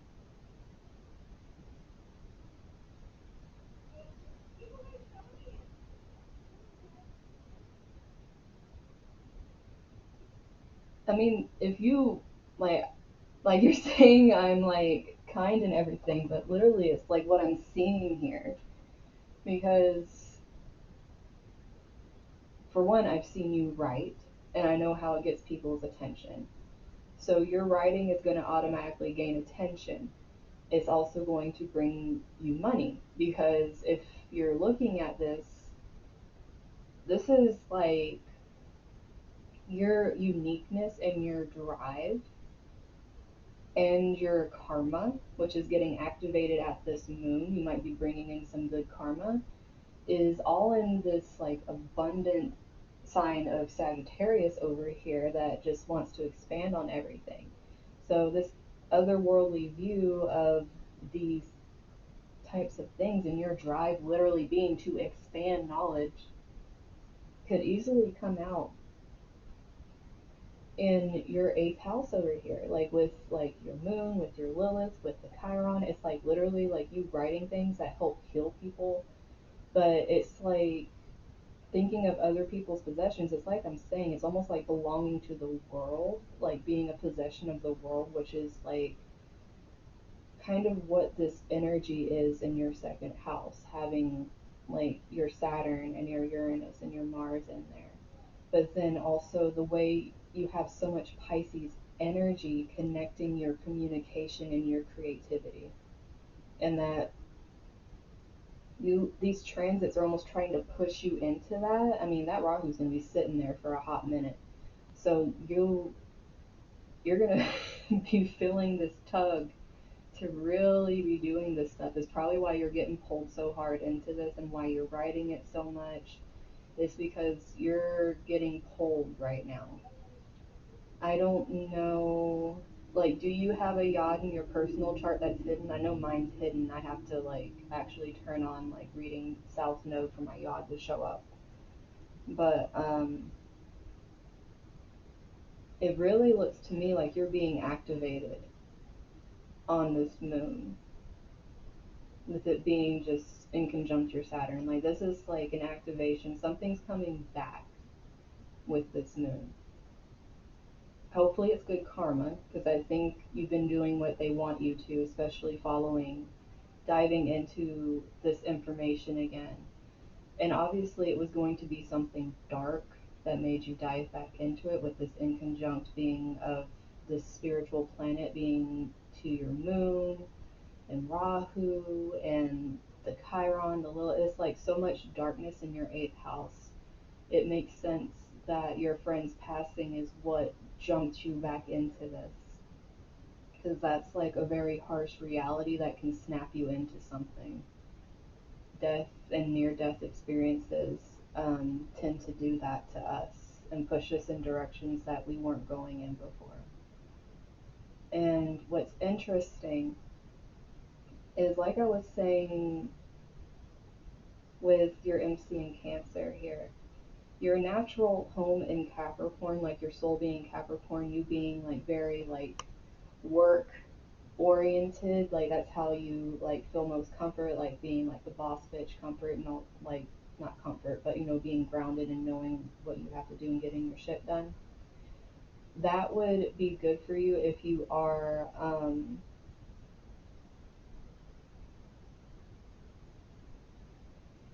yeah.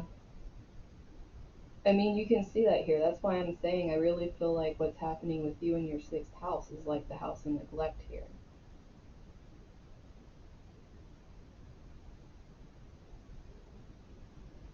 Yeah, they're gonna have to get over it. Like, you're going through these transits right now to teach you that your daily life needs to be more about you because having Mars, not Mars, having Venus Aries, it's like you need to do some serious self love, and it's sitting in your sixth house.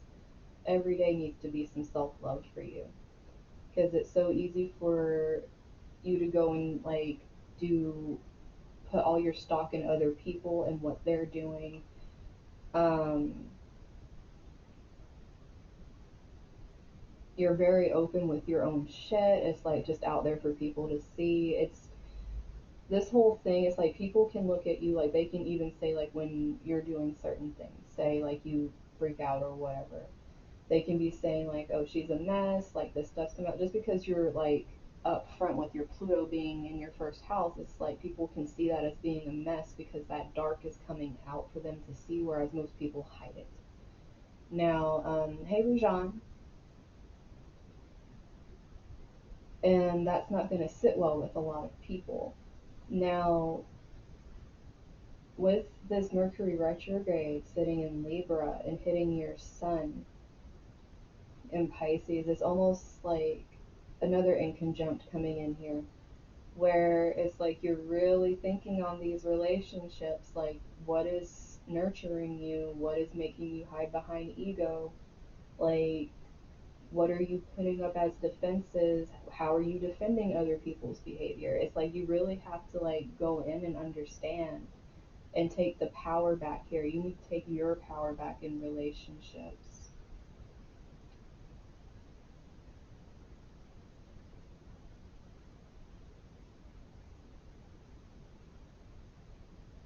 I'm trying to see if there's anything.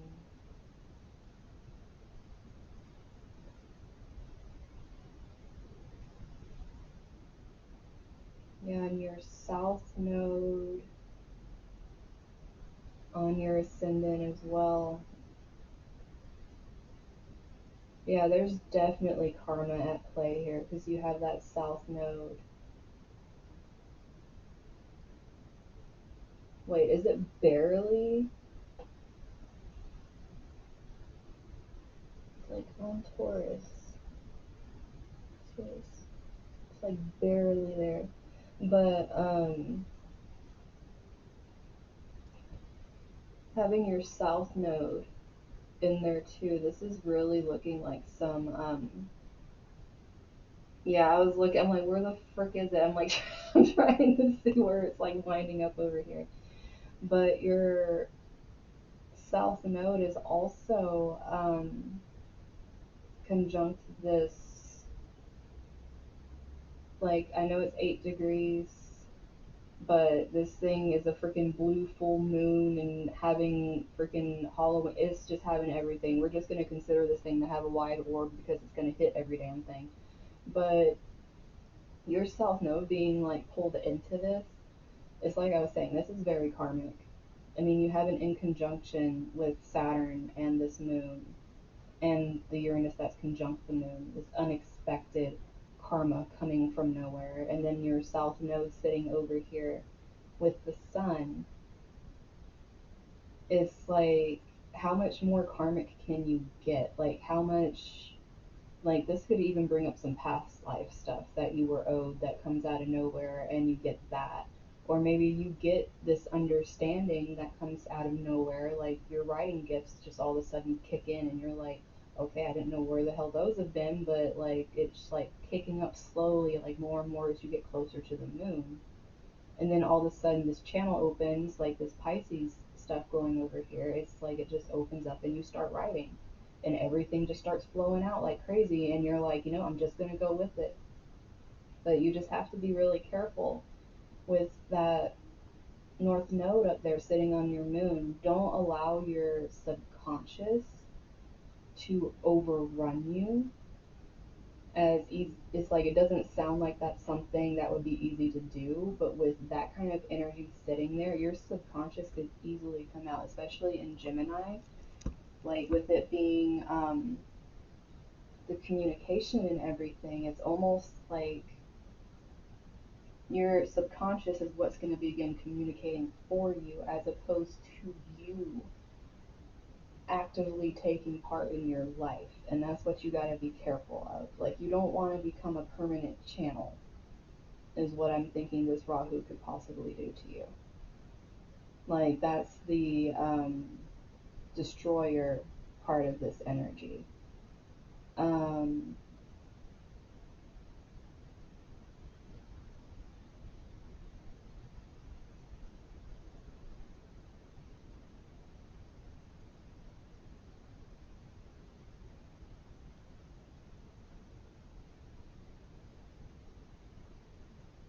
so definitely, I'm trying to. That's probably why you're getting all of these planets in Capricorn that are going to be sitting on your IC. It's like they're trying to keep you grounded during this. That's why your Jupiter's connected to it. It's almost like it's trying to say, like, you need some extra help here, trying to pull you down, having an expansive freaking planet of spirituality trying to pull your ass down so you don't get lost in the freaking air. If anything, if you kind of feel like, it's like you've been in your mode too long, you need to take breaks. Having that Capricorn IC, like whatever you start working on, start taking, like, make a schedule for yourself, even though it's hard having, that sixth house. Um, what the heck is that? Is it an Aries sixth house? It looked like an Aries sixth house. Is your stuff just lined up? But having like a sixth house that isn't really like grounded and balanced makes it really hard to have routine anyway. So it's almost like your soul itself is trying to create routine for you so that way you're grounded in that. Like, you're going to need to have space to break away from work and do something that's completely not related to it, because your work is going to start becoming what this North Node is wanting you to do because it's so connected to your subconscious. So, especially with your midheaven in Cancer, I'm thinking this is less about nurturing and more about the psychic tendencies of Cancer and how they can dive into the depths, into that water, much like how like Scorpio can. But it's almost like they are the moon, they are the water. So this is very connected to your midheaven energy. Since the ruler of your midheaven is the moon, this whole Rahu energy is directly connected to your midheaven. So this is like a legacy type thing. So that's why, yeah, this is major Rahu energy. This is probably why this is sticking out so much.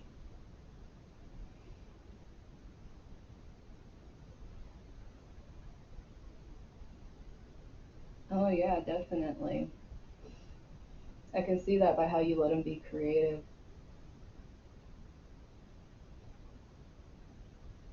But this is more you, hun. And this is going to involve some healing too, which is probably why you can get lost in it. You have to be careful with that Chiron in your eighth house.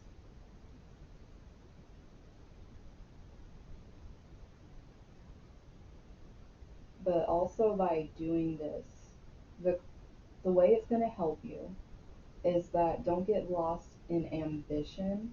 Allow yourself to be nurturing while you're doing this. It's the only way you're going to be able to rein in this energy that's very like pulling on your moon right now. Because with it being connected, it's almost like you have to be able to nurture the subconscious so it can calm down instead of it feeling like it has to constantly be revved up, because of this energy and this pull on it.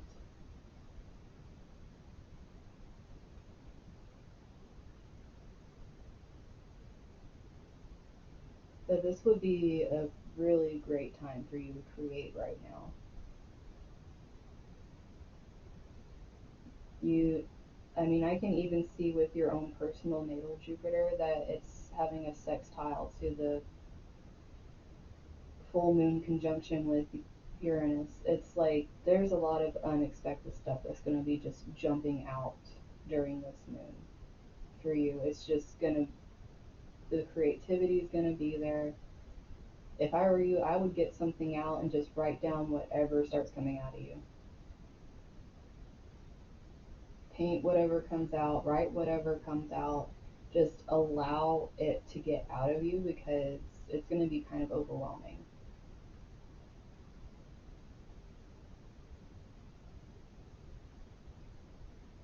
But this right here, this is going to be going on for a bit.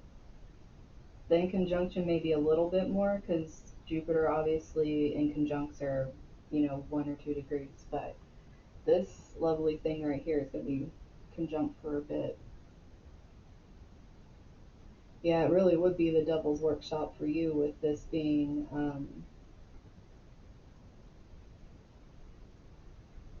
pretty much the dragon's head trying to devour everything with your subconscious. Also, kind of watch out for your emotions as well, because those can be very consuming as well. Because you might not even, what the heck? You might not even realize it. What the heck? This answer machine gonna go off while I'm doing this? It's fine. It's cool. Not like I'm trying to talk or anything. Machine, I appreciate it. Yeah. Yeah. Okay. So, like I was trying to say before the machine decided to interrupt me, you need to, since the moon is also your emotions, be careful how you're presenting yourself out to people right now because like you've been told by other people, possibly them looking at you like you're freaking out or whatever. It's because that Gemini energy can really get into your emotions, and even though it can help you detach from certain things, if you're becoming really overwhelmed, your emotions can turn into a tornado. And the North Node energy would just feed into that and become like this vortex that gets a lot worse because you actually have Lilith chilling up over there too, which would make it very instinctual. You would just knee jerk react emotions off of instinct instead of really thinking things through. Yeah, that's not going to be happening with this transit. That's why I'm saying you got to watch how this is going because if you don't, people are gonna be like, "What the hell?" Because it's gonna be like a complete flip. Like you, I don't like saying this, but you know how people say the whole thing with Gemini and like bipolar, but it's merely because their duality. With this energy, what people are used to seeing from you, if they see polar opposite and see the duality, they're gonna automatically label you bipolar and try to use that against you. Especially if these people have been doing things trying to get stuff from you and they haven't been completely honest. There's just so much at play here with your chart during this transit, and this is just the day of the full moon bringing this on. Like some of these things are obviously going to stick longer than others, but Saturday, like starting like friggin' 8 o'clock in the morning for you, is gonna be feeling like you got hit with a truck. Honestly, with this energy, I wouldn't be surprised if you had some freaking funky dreams.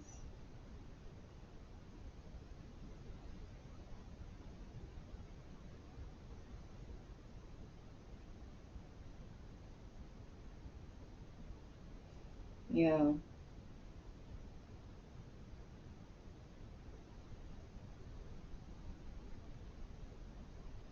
You're just really going to have to stick to your guns with a lot of stuff, and you're really going to have to start focusing on taking care of yourself.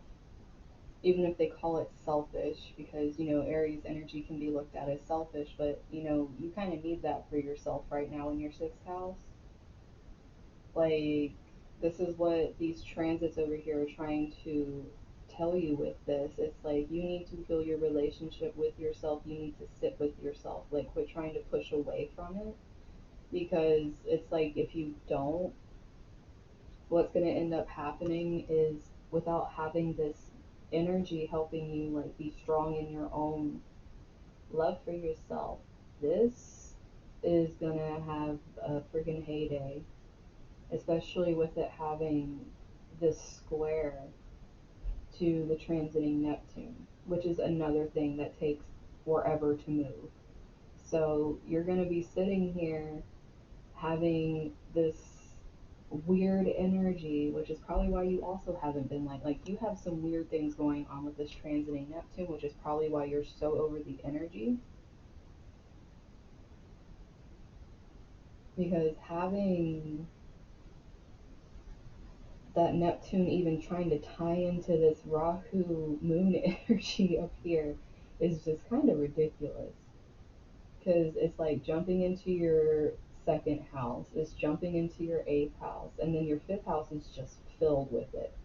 So, like, your value, what you deem of value to yourself, other people's possessions, other people making you their possession, in this case with Rahu being in there, you getting back into like these occult things like astrology and everything, and then having to create from these things, from both like a calm space, a burst space, an unexpected space, an irritated space. Like, there's just like so many spaces in here that you need to be creating from that are going to be driving you up the wall, because you're going to be feeling with this energy this pull that you just have to do it. That's why it's really important for self love, daily self love, like time for yourself. Like, it needs to be a routine to take time for yourself and be selfish. Otherwise, this is going to drive you freaking nuts. Like, it'll create a psychosis like no one's business, and then your health is going to go downhill. It's almost like you got sick. They kind of show you that you can get sick and you can get better. But if you don't like have some control over this and ground it and have some strength to like tell people to back off because you need your time and you don't cater to their every whim, then that's going to be the only way you're going to be able to make it through this energy, because it's going to be sitting on there for a bit. And once it's not conjunct with your moon, it's going to go conjunct with your Lilith. It'll go conjunct with your Chiron. It's going to be just moving down, getting this energy.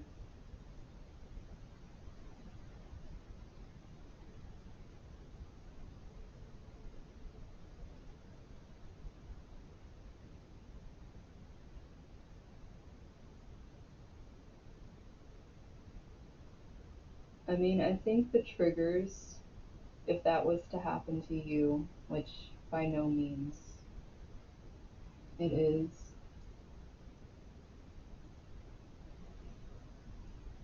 the only triggers would be completely losing yourself to this wave. But it wouldn't be like you would die physically in a sense, you would die, your humanity would die. It would be more like you become a shell as opposed to who you are, and it's like you're following this thing that you don't understand, and you become a shell of what you were. So that's what this energy can lead you into, especially with that Neptune being so tied to it and the projection that comes with it. And it could lead to definitely falling into some substance abuse. Because this is like really making me think of like that devil card energy, where it's like this um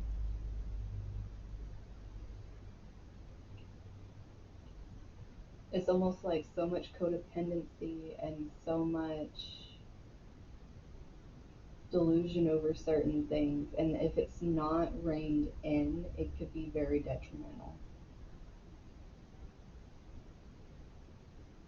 Because this is like a lot of power to wield at one time, which is probably why it also has such harsh aspects with it. Because it's either you rise to the occasion or you fall to where you can't hurt other people.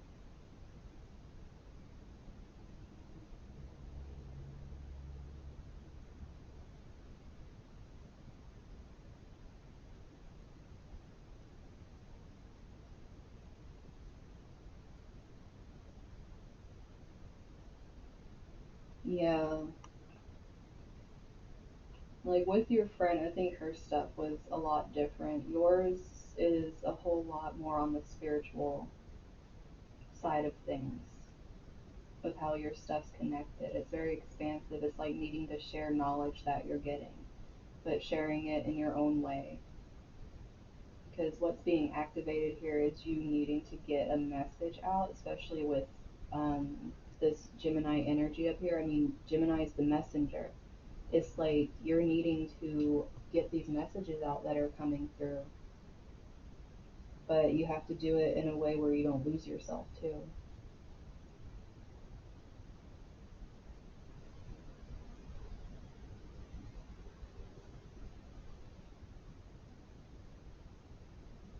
It's like how I tell other people sometimes, if it's getting overwhelming, say you need a break and be specific about it. Say, like, I need peace. Let me rest.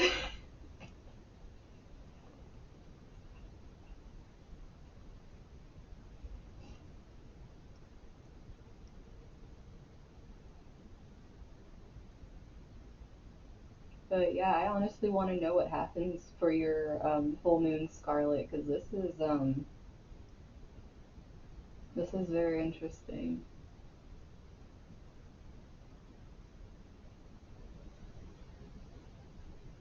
But I could easily see you getting a lot of recognition for writing. I could see you not really wanting to deal with other people though.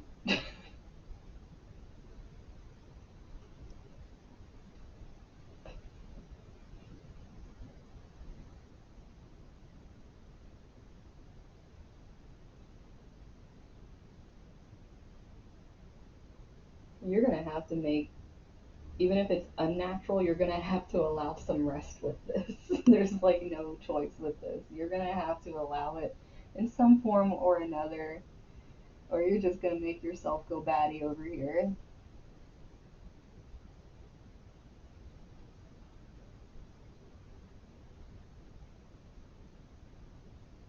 Because even though some of these are gonna move rather quickly, like the personal planets and stuff are gonna move, but that main one with that freaking Rahu is gonna be there for a good bit, and that one with Neptune. It's like you're just. I keep using Rahu and North Node interchangeably so much.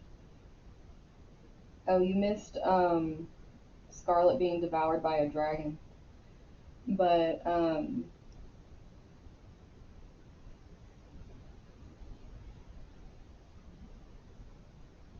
yeah, you having this energy in your eight.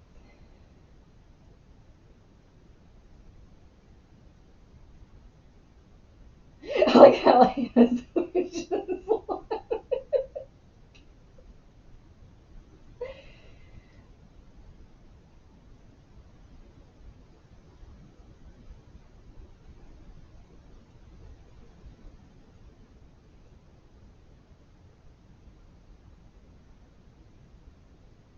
But yeah, this will be very interesting for you, Scarlett. You have a lot of like, and I know that whole thing with the potential, and I know you put that in quotes with like your house.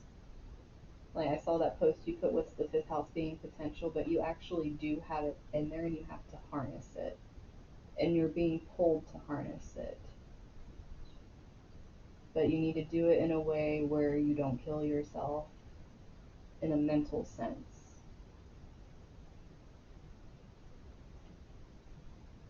Especially having all this Pisces energy that would just let you slip into your subconscious that much more easily.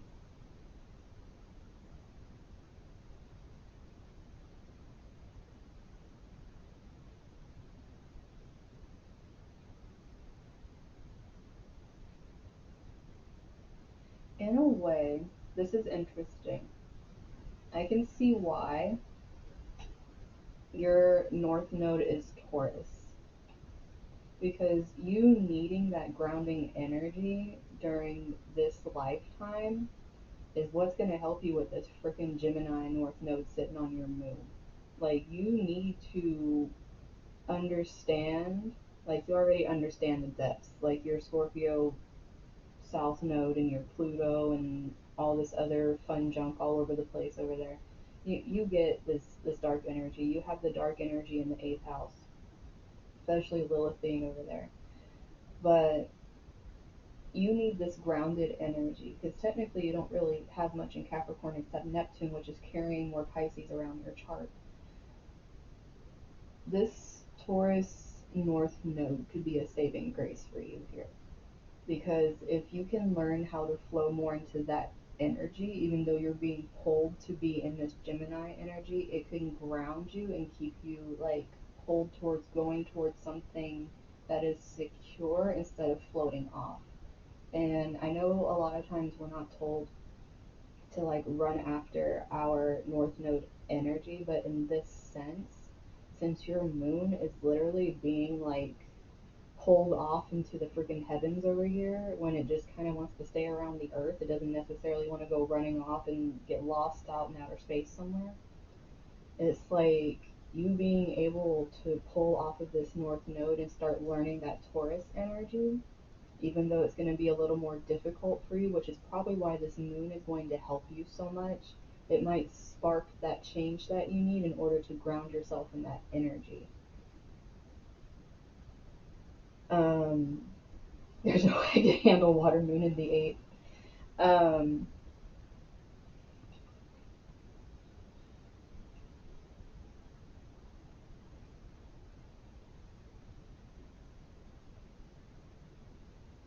I mean, if you had a water moon, you wouldn't have Rahu sitting on your moon right now. But at the same time, you need to fight the transiting dragon with your personal dragon. You're having a war of the dragons, Scarlet. It's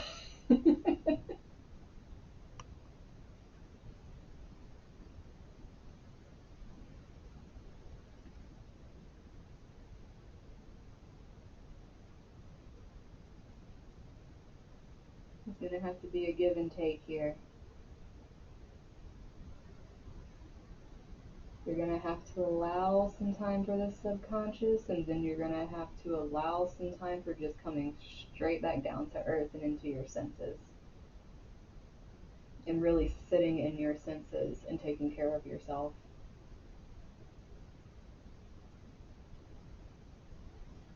Or this is gonna be really rough for you.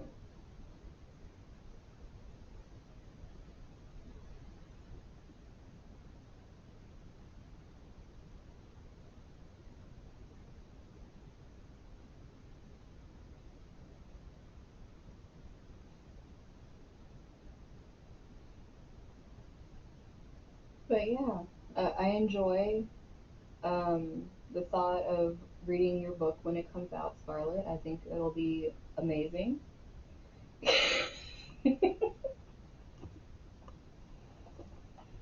Even if it's an audio book, who knows? Maybe you can get someone to like record it for you. Just sleeping is hard. Well, it's probably because so much creative crap comes to you when you're asleep, with it being in your 5th house and having all that Pisces energy. I'm gonna get the first draft. I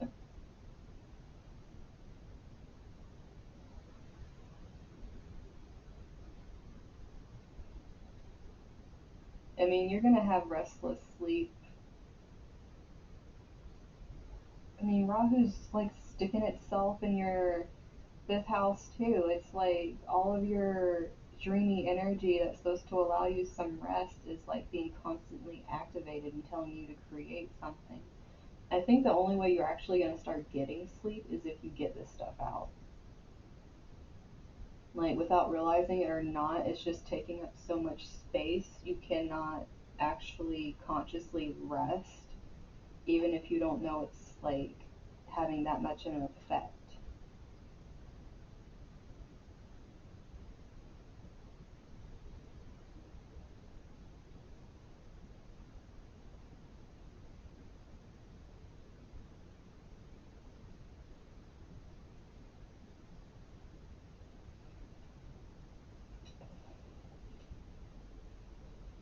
Ooh. But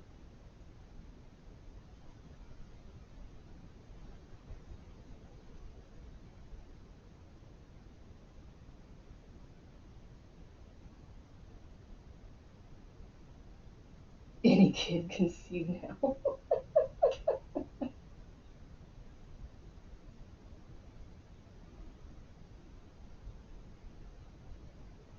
I mean, I can see with that moon chart for Saturday that obviously a kid right now probably would not have the best stuff going on. Even one born next year is going to be born in tons of Aquarius energy. Could you imagine having this freaking stellium going on in Aquarius over here and being born into it and being in Aquarius on a new moon? That would be, phew.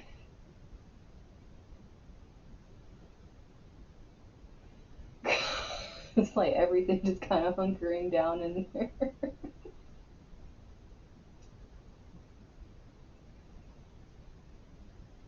I mean, I know if you tried to conceive right now, you couldn't get an Aquarius, but I'm just saying, like, anyone being born in Aquarius next year.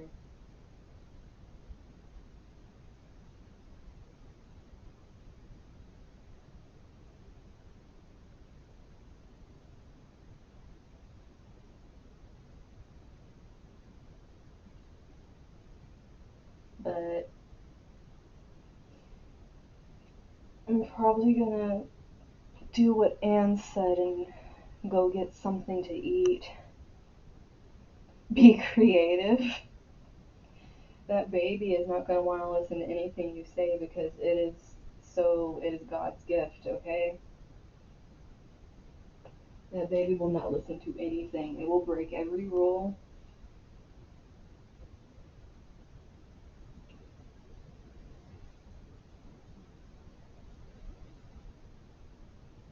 I mean, I've seen plenty of Aquariuses that have God complexes that don't have freaking stelliums.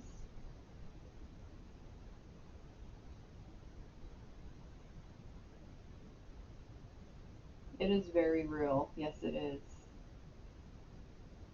That's kind of like what happens when they stop trying to think outside the box. It's like they just kind of go into their own individual channel and they stay there and then they become the god of that information. And it's almost like they need to shove that on people. It's like they need to share this little stream of wisdom with humanity because their view is so important. And it's like it's one of those things that can become very irritating because Aquarius is a fixed sign. It will just like go at it and just like not leave something alone.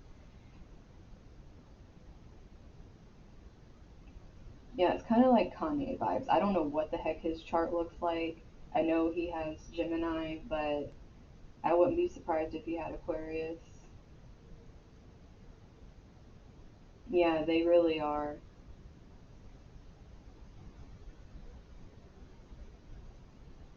So I do think it's funny that, because you know how Aquarius is called the alien when you actually, because I know my boyfriend's sister does not, her husband doesn't believe in aliens and he's an Aquarius, which is kind of funny. So it's like that joke, you don't believe in yourself.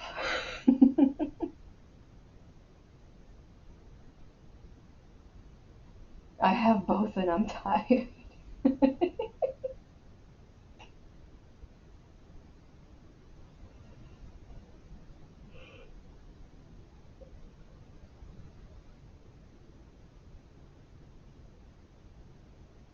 I have no idea what I'm gonna eat. I've been so weird with my appetite lately.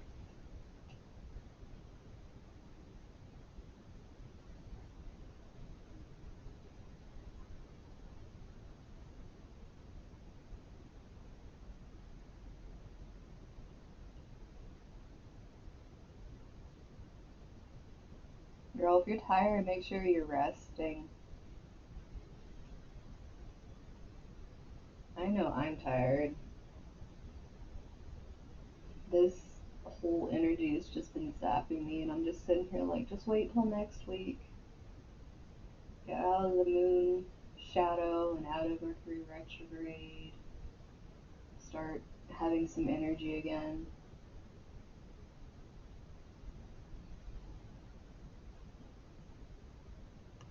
Yeah, I think I have Postmates or something else. I can't remember.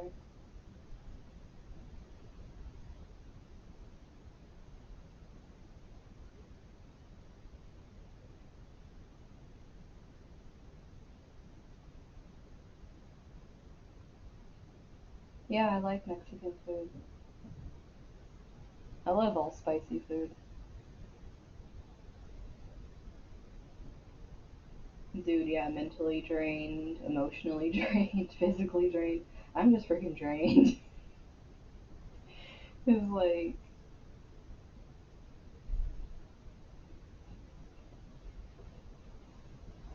I know some people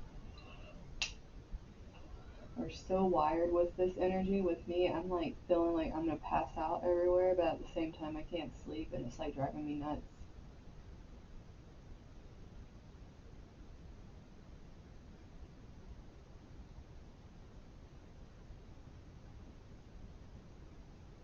Yeah, that too. I think it's November 13th, I believe. Oh, this moon coming. It's coming alright. I'd say for you with your stuff, I would rest as much as possible, girl. Because remembering your chart, you are going to need to like kick back and just, find a nice hibernation hole for this moon. Because it's going to be having some fun in your 12th house.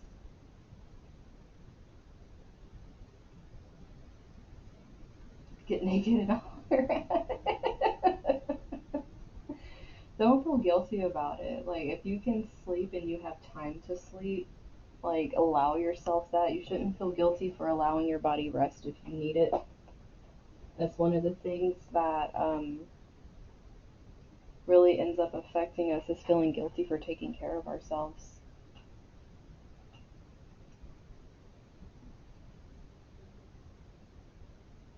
Mm. That's interesting. I actually haven't pulled any cards for myself in a while.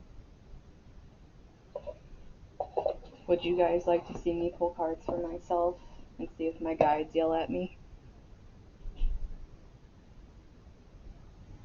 The chart doesn't know how to rest.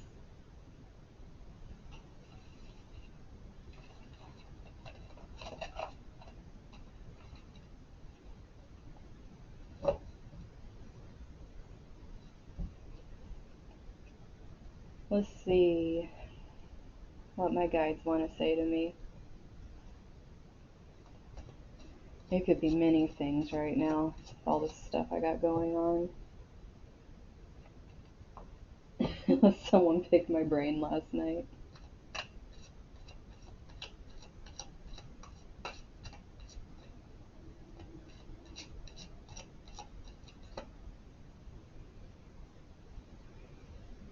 See, they're already calling me out.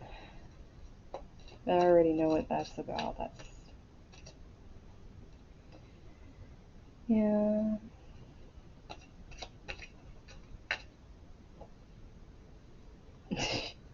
Just start over again. You got this.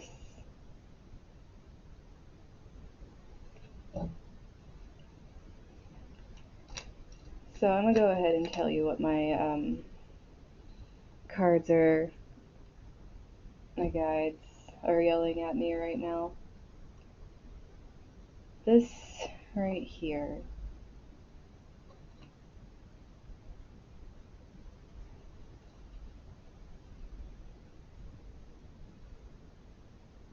What kind of reading do you want, Anna?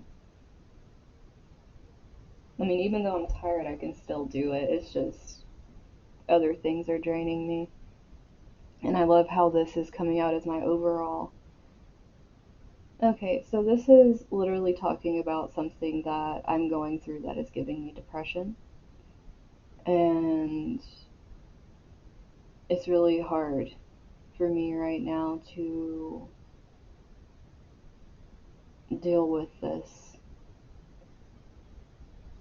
Because, you know, obviously you can see my Six of Cups reversed and my Five of Cups and my King of Cups reversed, Page of Pentacles reversed, Six of Wands reversed. It's this disappointment with someone that I didn't think was the way they were. No, it's not my boyfriend. And it's hard for me to let go of it. Obviously, this Four of Pentacles down here, it's been bothering me a lot.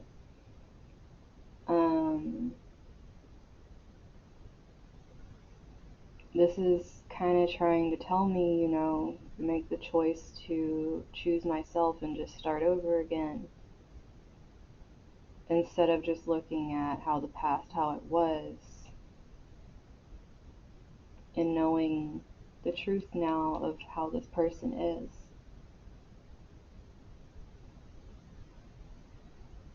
It just really hurts because I thought they were a lot better person.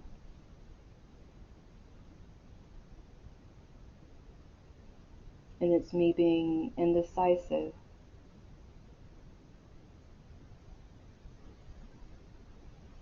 About cutting them out of my life or making boundaries. And not knowing how to do it.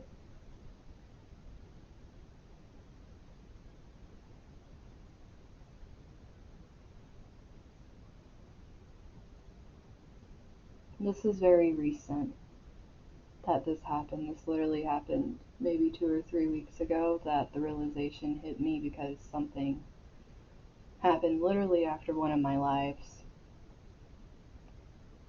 And it put this feeling in perspective because it literally smacked me that this person was repeating someone else's pattern. And I had been for I don't know how long just ignoring it because I felt that this person was nothing like the person that had this pattern and kept making excuses for them because of like how much I love and care about this person. I mean, the Lover's card is here. It's not that kind of relationship. It's family.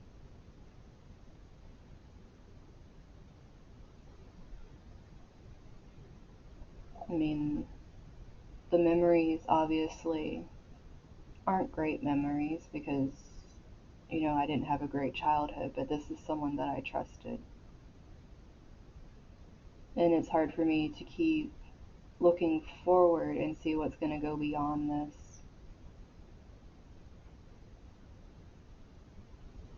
It's actually kind of put me in a depression. And my guides are trying to come in and tell me that I just need to start again.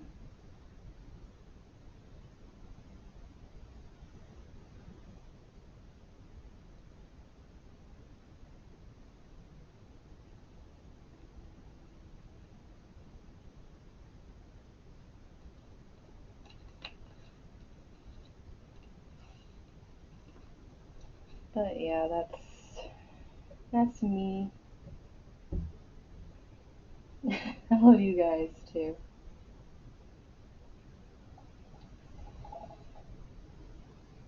That's just what I've been, one of the things I've been dealing with personally.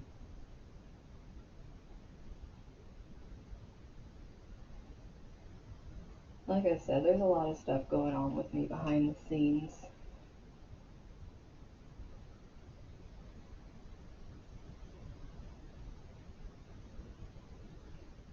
Enough about me though. Let's do your chart, Anna, and see what's going on with you with this moon.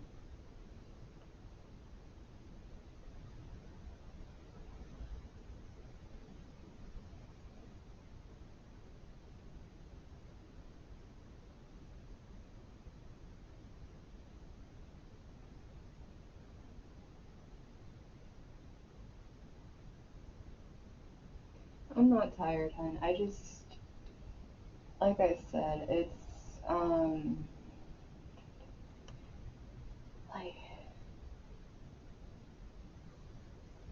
I haven't been depressed, I think, since the beginning of this year when I went through all the health stuff I did and not knowing if I was ever going to be able to walk and things like that.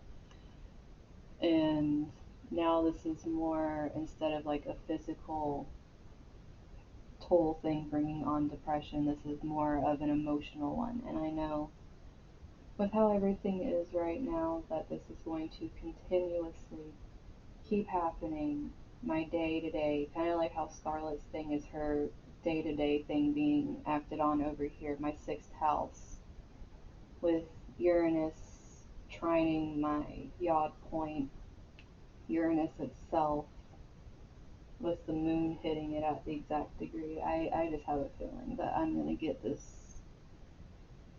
either a huge download on Saturday or something is just really going to out of the blue happen and I'm not going to know what the hell to do with it.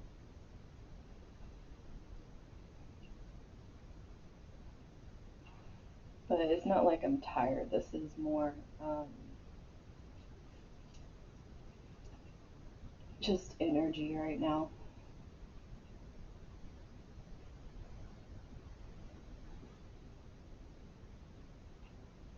Man, that Nightbot is just rude. I really gotta fix it, like not letting you guys do emotes. That's like, what the frick?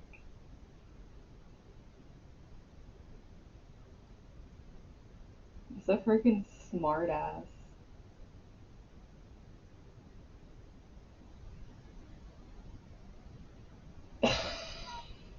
Oh my god.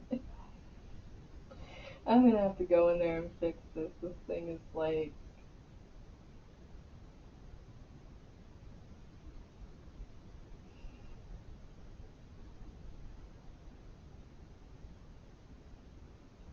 yeah, once I get off of here with you guys, I gotta figure out how to make this little crazy dictator of a bot quit yelling at everybody.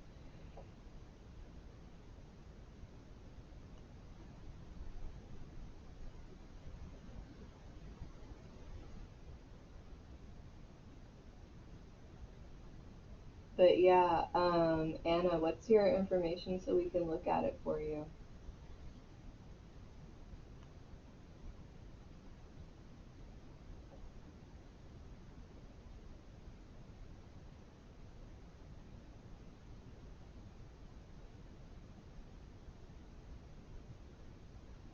Are you serious?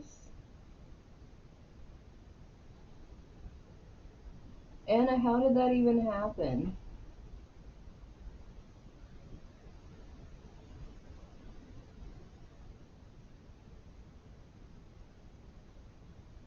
Yeah, why are you. What?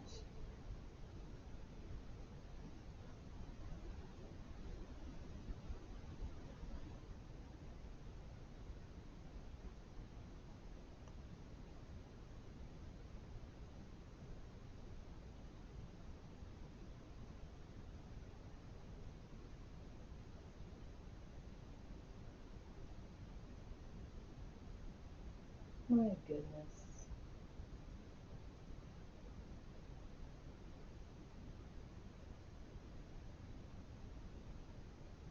This thing blocked Anne off of Instagram. Where the heck?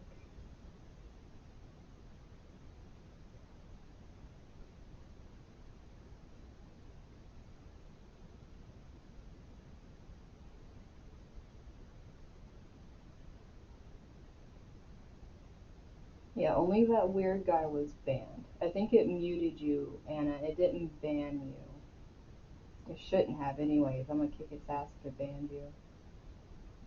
It is not funny. This thing is annoying me right now. This thing is being a complete turd and like dictating my freaking chat when it's only supposed to be here for useful things.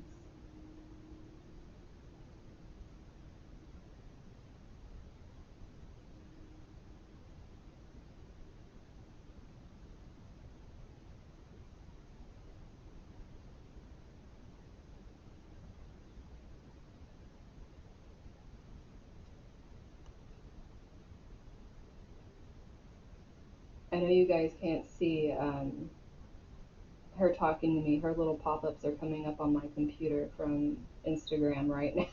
That's how I'm replying to her. You're allowed to speak in 7 minutes. This freaking dictator bot, I swear.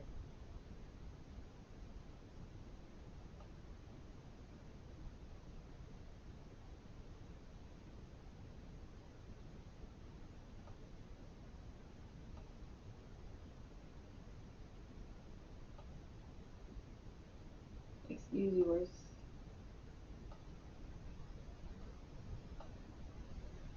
Ah!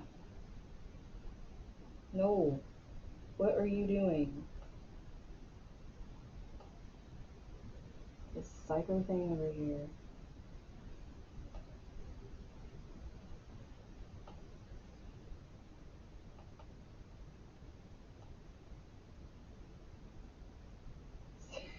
Sitting positive. This is just ridiculous. What happened to my thing?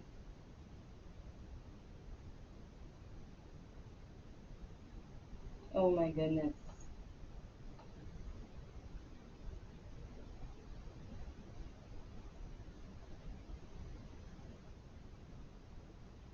How did this even happen?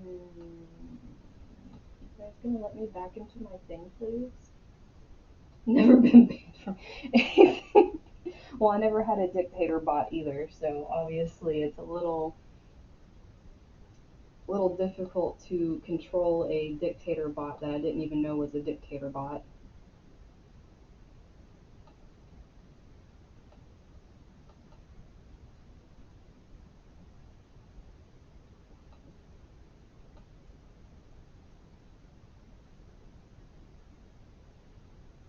Mercury Gatorade.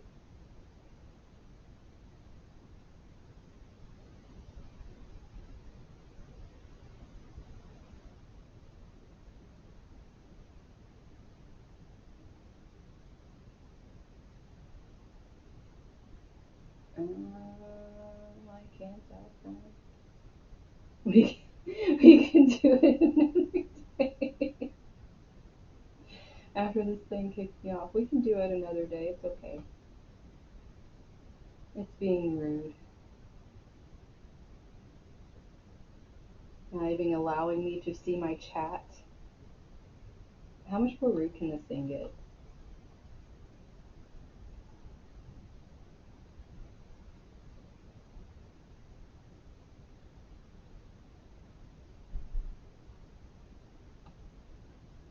There we go. Okay. No.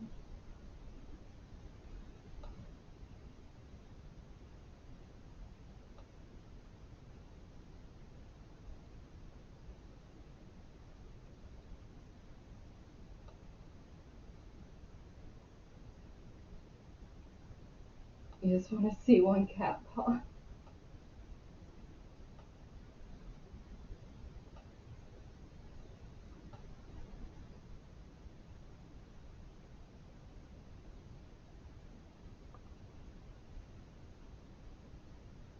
Okay. I got the chat back up. I couldn't see chat forever. The thing just like flew away. I don't even know how that was going on over there. Are you saying you want to see my kitty?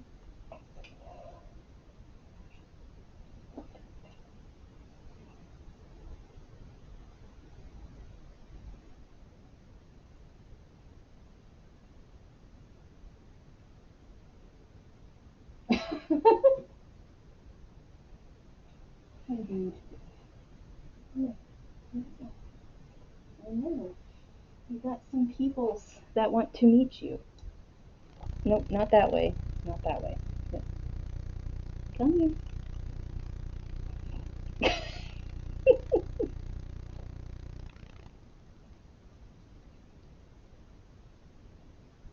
Here. I can see you. You're looking in the awkward.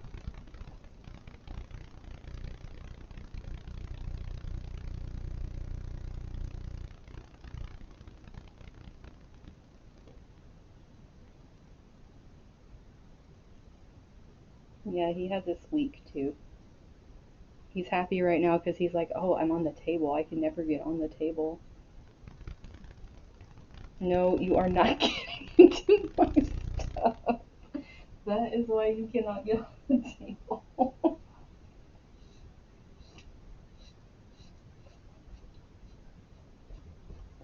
No, okay, now he really thinks he can get up on the table.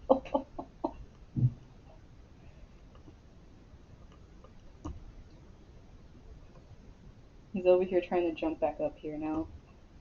See the little cat's paw. There we go. Yes, he is very happy right now that he got to get on the table. He's going to keep purring.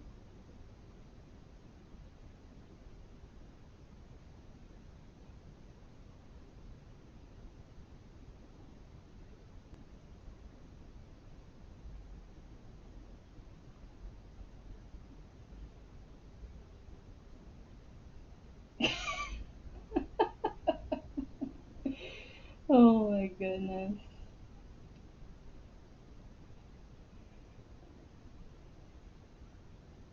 I kind of want to turn the camera so you guys can see this, but I know as soon as I do it, he won't be doing it anymore. He's like laying his head on my table because it's like the closest he can get to like being on the table. But yeah, he's not even the loudest purr of the bunch.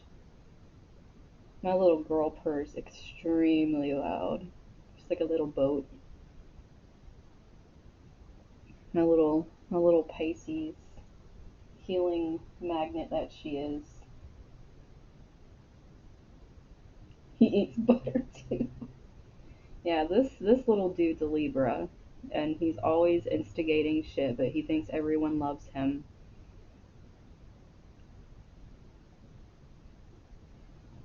He pisses off our Gemini kitty something fierce. He's always pushing it. Look at, see, he's like trying to sneak his way up here. Yeah, don't post the link because I haven't been able to fix it. You guys can get a little bit of kitty mouth over here. Stop trying to find your way up here. Constantly have people.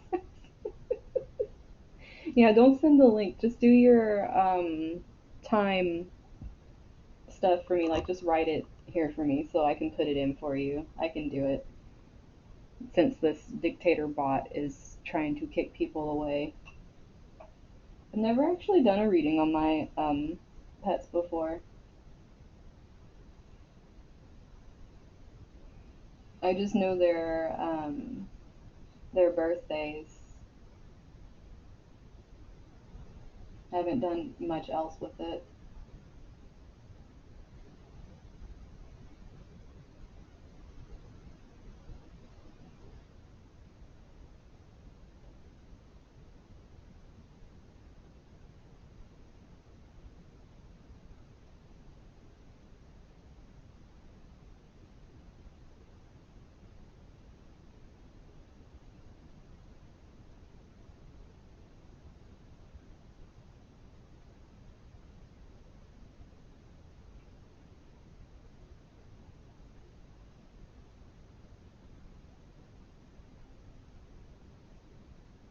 Okay, so let's go ahead and put Anne's up here.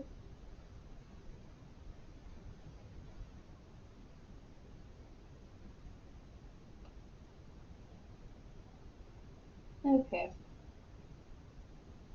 so this is the full moon One and you're on the inside, the full moon's on the outside.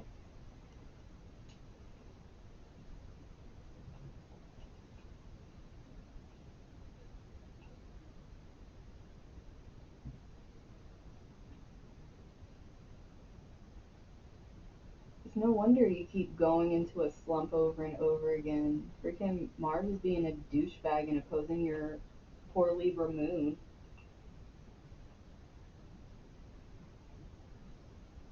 It's just gonna keep pulling you down into like a non-energy emotional feeling thing. It's no wonder you're tired. Um,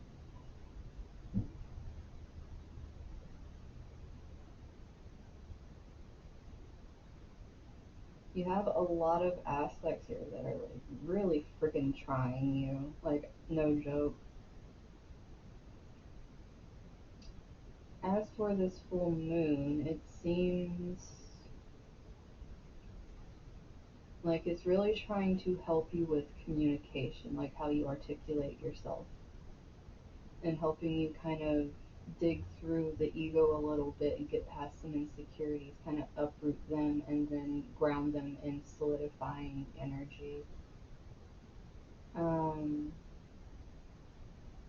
and bring a little bit of emotional stability as well, because it really seems like that Mars retrograde has been being really douchey to your poor moon.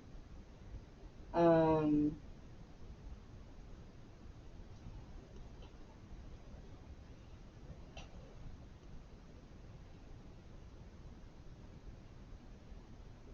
so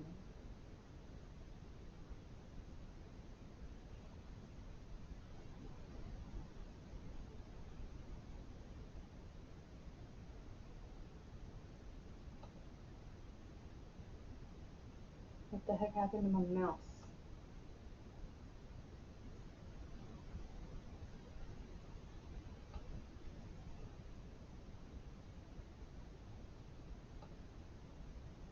Where's my little mouse, you turds?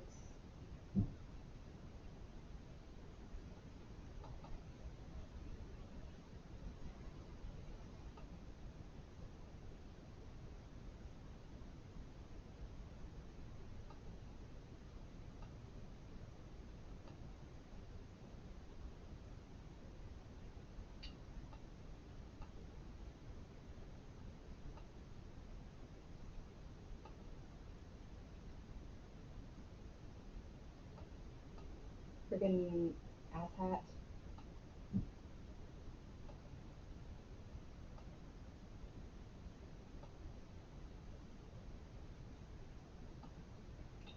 I'm telling you, this thing's just trying to mess with me all the way at the end.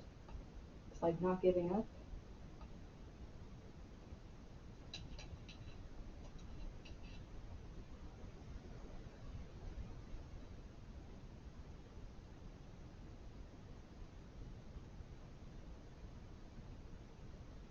Why are you not connecting?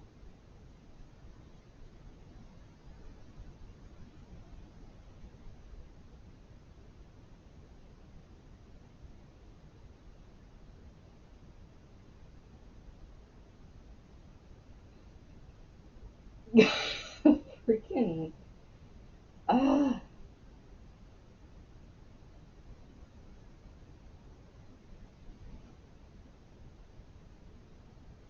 This is like a whole nother level of Mercury just trying to get in that last little bit. Just that last bit.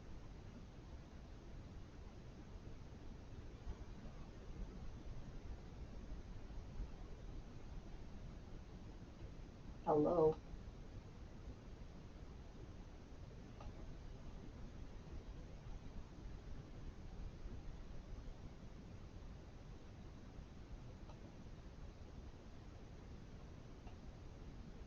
Okay, so that's not working.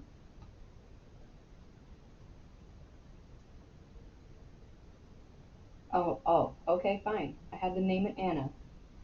It didn't want to do anything unless it was named Anna.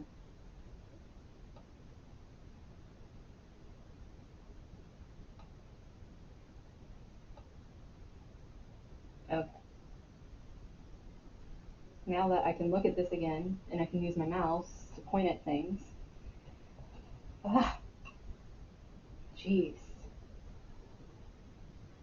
So, what I was talking about before with this full moon making these aspects that are helping you start to be able to articulate your thoughts and also be able to dive deeper and find the details behind why you hide behind certain things like that ego protective thing, as well as doing that inner child work. Because having this conjunction with the moon and Uranus here is really helping, since they're trining each other. It's like trying to bring in this new foundation of self value, of healing, of being able to communicate what you were trying to heal, understanding your emotions, trusting your subconscious more, because it actually has this square over here to your natal Uranus. So it's almost like you're having this tug of war between a creation of why is this on top of every dang thing under the sun. But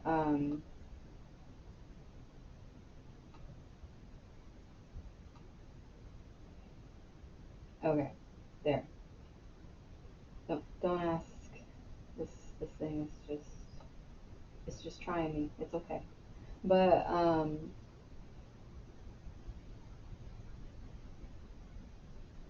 this energy over here where it's creating this square for you, it's trying to,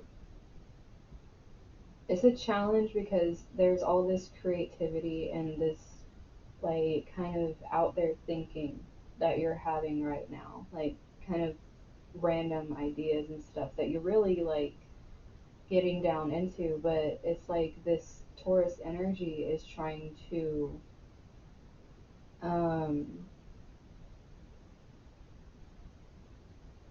what what was that?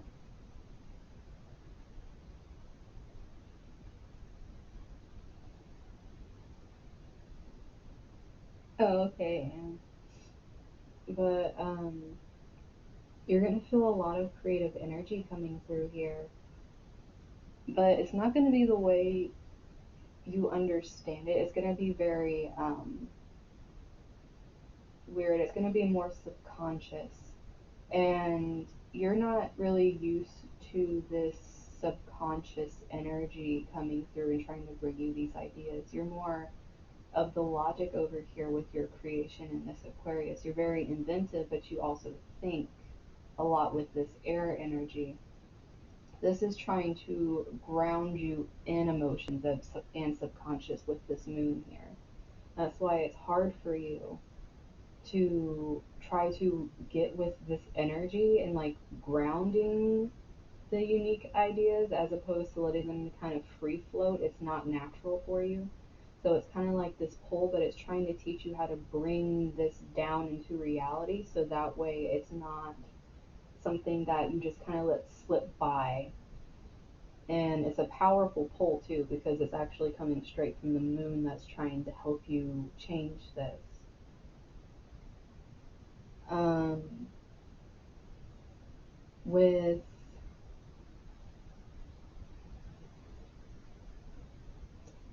let's see, your Mars is trining the transiting Neptune, which happens to be conjunct your ascendant. Um, okay. So you got multiple energies happening here. For one, people are going to be able to see this. Also, right now, you're going to have with this transit happening on your ascendant, you're going to have like a dreamlike quality to you, but it's not going to be something that you can see. Like other people are going to see this, and it's going to be coming from a lot of internal change that you're doing. It's not necessarily going to be outward appearance. It's more people are going to be feeling like an energy around you, and they might project onto you the energy they are feeling coming from you. So if you're with people that understand the energy and they know the work you're doing, that's the kind of energy you're going to be receiving back. It's going to be almost like a soundboard coming back to you. But if you're dealing with people that don't like the changes you're making internally, they're going to be projecting insecurities on you like it's no one's business right now. Because you already have a Pisces ascendant, but having the transiting Neptune just conjunct sitting there on it is literally screaming for people to either have that love, like I keep saying, I love you and I find you adorable. I love just your like essence and everything. It's like there's going to be people that immediately know that is your person, and then there's going to be people that don't like it and they're going to try to tear it down, and you have to be careful with that. And one thing that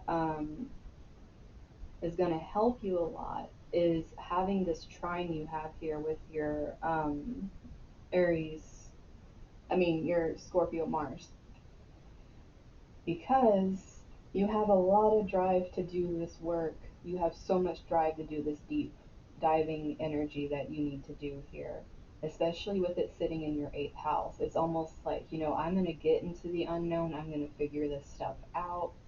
And that's one thing that's going to scare people is if they see that with you and they're not used to seeing that, because it's not going to be something you can hide. Like, you understanding this is going to become your person. It's going to become your it's not even like just like the persona type thing. It's deeper than that. It's like an essence type thing that starts making things shift. You become a shapeshifter because you are going after this thing, and you know that transformation, you're driven by transformation. So this changing and this growing is like it's going to keep driving and pushing you, and some people are not going to be able to handle that. It's going to be very weird. They're going to constantly say, like, I feel like I don't even know you anymore, because they're projecting the insecurities on you because they're not growing and they're not acknowledging your growth. So you're going to get very mixed reviews while you're doing this, but you have to stay in that energy of being driven to do that, because you also have your Sun, Chiron, the transiting Mercury, and your Venus all chilling in the eighth house right now. Your eighth house. Now, the Sun in your Chiron barely in, barely made it into your Scorpio, but the Sun, Mars, and Chiron are in Scorpio, and then you're having the transiting Mercury in retrograde and Venus in Libra. So this is obvious. I was about to say, before even looking at all the friggin' squares you had going on over there, I was, oh, I love you too, Anna. But having all this energy coming through, this Scorpio Chiron dealing with this energy is almost making it to where all this upheaval that's happening here in this Capricorn energy, with how expansive it is, because this Chiron's actually pretty close to these guys. Like, even though it doesn't have an aspect, I'm sure he's all up in it too, aspecting this. But this energy right here is almost like this huge pull that you're having to face right now. Like, the Chiron's probably just out of it because it's in Scorpio, but it's like, yeah, Eric, so what? But this energy right here is like really having you focus on a lot of relationships. It's having you rethink and deep dive. Like, you're not only doing this deep dive into your daily stuff here with how you're thinking of things. And what's interesting is your Mercury's actually retrograde in Virgo, your natal. And then the transiting Mercury is retrograde Libra. So you're used to retrograde Mercury energy, just not necessarily when it's on a focus with relationships and your relationship to yourself. You're more used to it in relation into being like reflective on how should you be serving other people. That's how you're used to being able to think things through. And this isn't gonna be allowing for that. That's gonna be breaking that up because like that isn't. This needs to be going to taking care of yourself and building boundaries. Because with this coming in, it's making you sit and really think about the relationships you have with people and how they are possibly treating you like property because you are not property. And also, your healing journey is your healing journey. If people are trying to take it and use it for their own advantage or take advantage of you, like this whole transit is basically saying you're probably going to go through a lot of feelings where you're having to tear away a lot of these relationships simply because of how. Really? A freaking message in the middle of me talking again? But,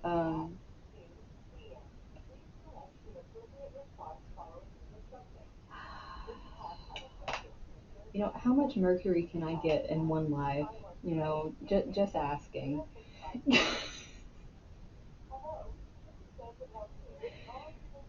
Oh, but anyways,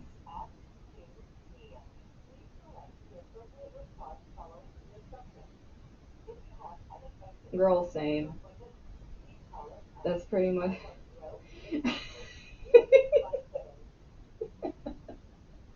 I don't even know what to do anymore. I'm just kind of like, yeah, okay. But same on the friend thing. And the thing is, it's because we're moving into a new phase right now, especially with this transiting Venus being in your seventh right here. It's moving closer to your moon, so you're coming closer towards people that are going to be giving more of a soul connection, more of an emotional connection.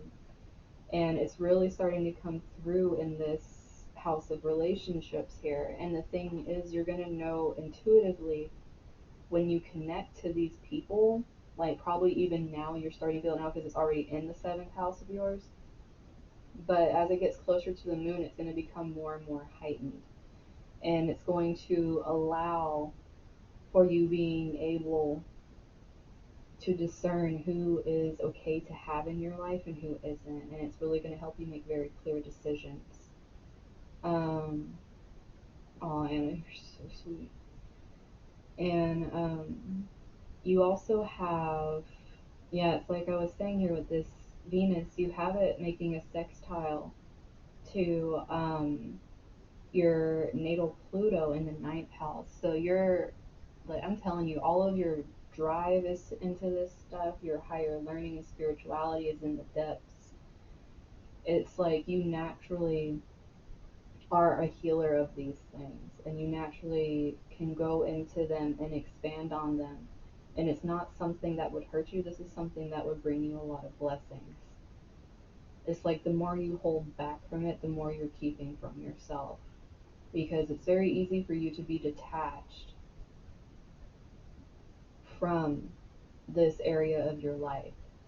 But at the same time, once you learn to go inside and harness it and learn that you can make use of the Aquarian tunnel vision by doing that deep dive into yourself and bringing it back out for humanity as opposed to just sticking to constantly serving others. Like if you're always serving other people, you're never going to do the deep dive and you're never going to pull this out because this needs to be pulled out. It needs to be articulated, which this moon is trying to help you with. It needs to be able to have its space because without it having its space, you're going to keep going through these lessons over and over again until you have space to get them out because your natal Saturn is actually squaring off with these up here, the Pluto and the Jupiter. So you're still having Saturn energy with them at the same time, but instead of them being conjunct, you're having a square. So it's like this self value, what you're finding value in, you're having a major upheaval in it because you're doing all this deep dive work right now that people just aren't understanding. And the more you do it, the more you're going to take back all the self worth you lost because of this really backwards ass dad figure right here. But you're going to be able to take it back. This is like, it's hard, but it's like a take power back square. Because with this Aries energy, it's like, this is mine and I deserve to have it. And it's like, you have to step forward and do this work so that way you can pull that energy back down into you. Um, Trying to see if there's, oh my gosh, what are you doing? I don't even know what that was, but okay, gonna go back to what I was saying.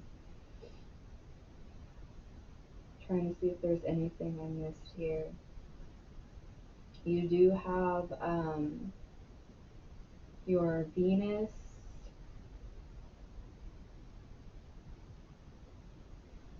no, not your Venus, your Neptune trining Venus.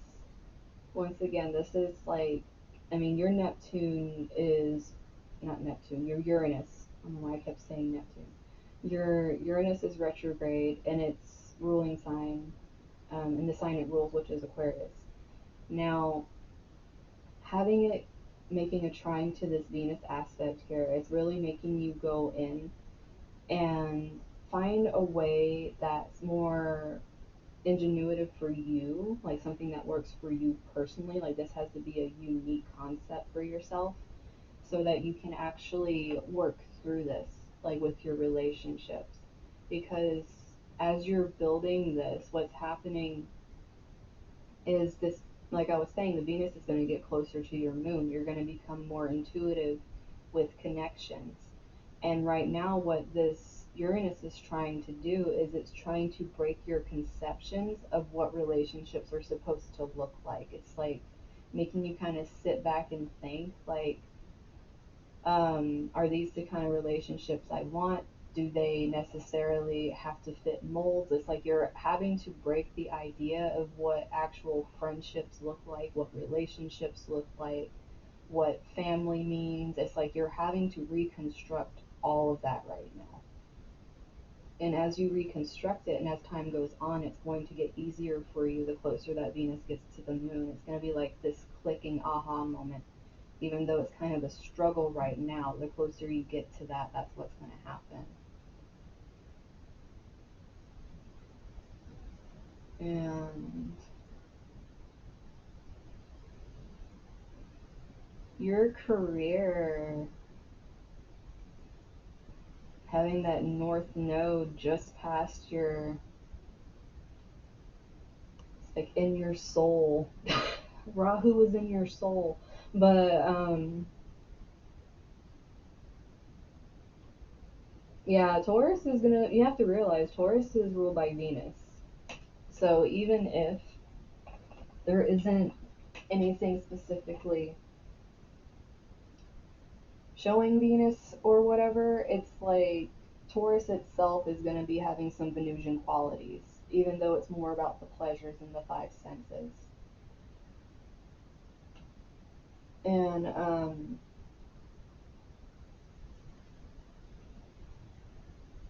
okay, and but with your career here, since you're going to have your south, the south node in Sagittarius, very close to your, it's like just past your midheaven, and you have, I mean, you have a lot of stuff in Aquarius that would really hold up your career and be very ingenious for you, whatever you step out to do, give you a dream quality. But I'm trying to see where,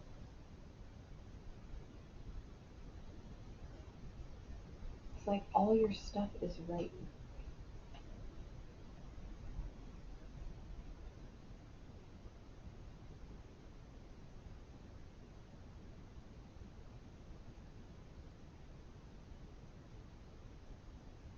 Oh, and something else you should know too, both your north node and the transiting north node are in signs that are ruled by Mercury right now.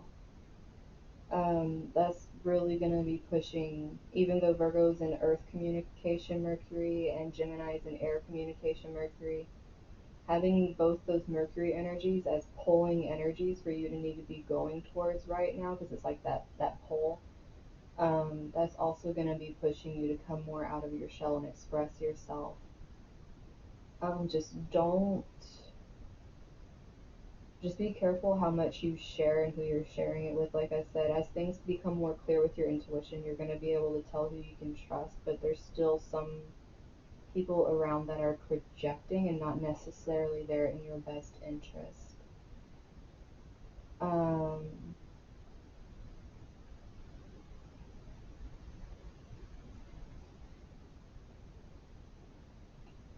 yeah, your voice is gorgeous, Anna.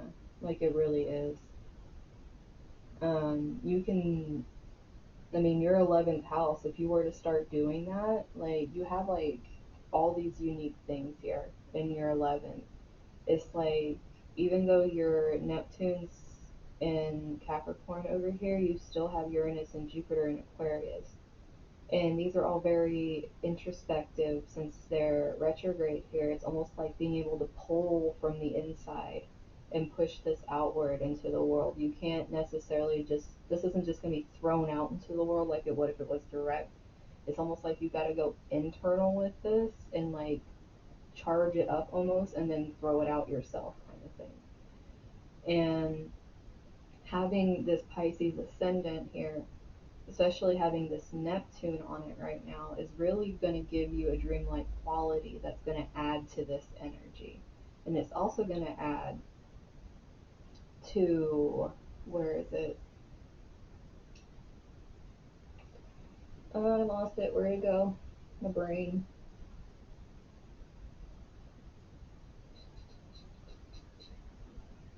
I don't know why I just did the Nickelodeon thing. Don't mind me. But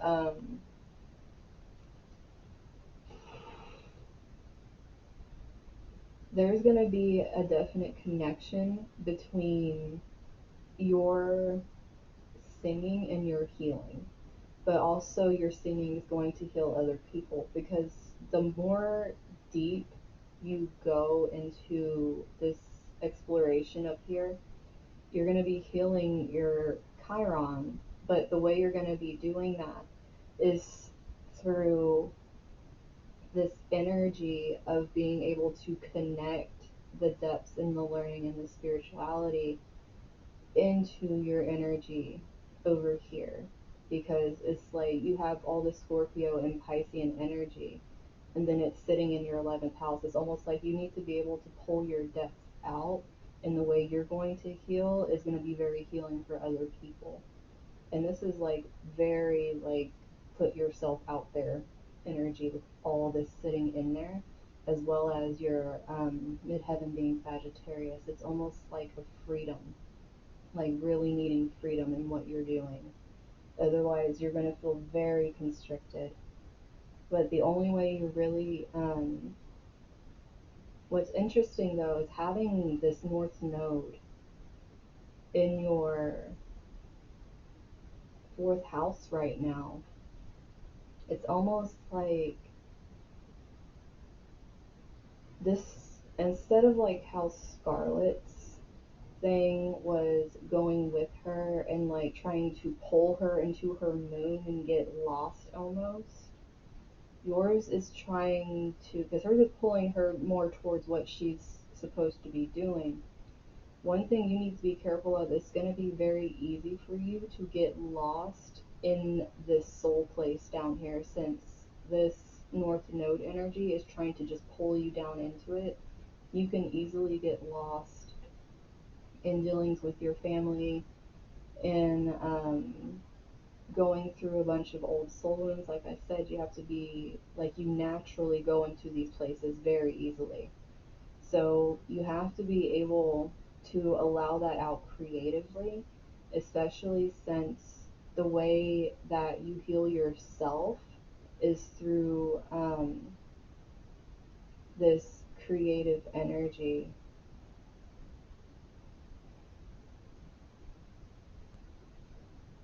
And your sixth house is ruled by the sun as well. Even though your sun's in Virgo here, it's like your sixth house is ruled by Leo. It's ruled by the sun. And your sun's in there. Like, you need your creativity in order to heal yourself and heal your inner child. Um,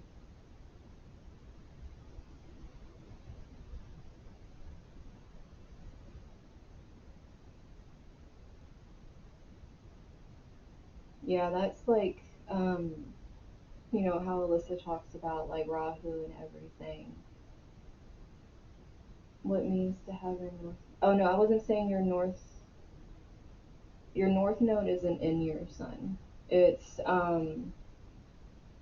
your north node is in the seventh house, meaning that it pulls you a lot more towards your relationships. But it's also pulling you. I'm telling you, you have so much in your chart that pulls you into the shadows because it's like even your north node's doing that in the seventh house, and it's the reason it's so easy for you to tear yourself apart is having that in Virgo with that energy. It's almost like you're being pulled towards learning how to be present, but not be present in the sense that you notice every single mistake. It's more how you notice beauty.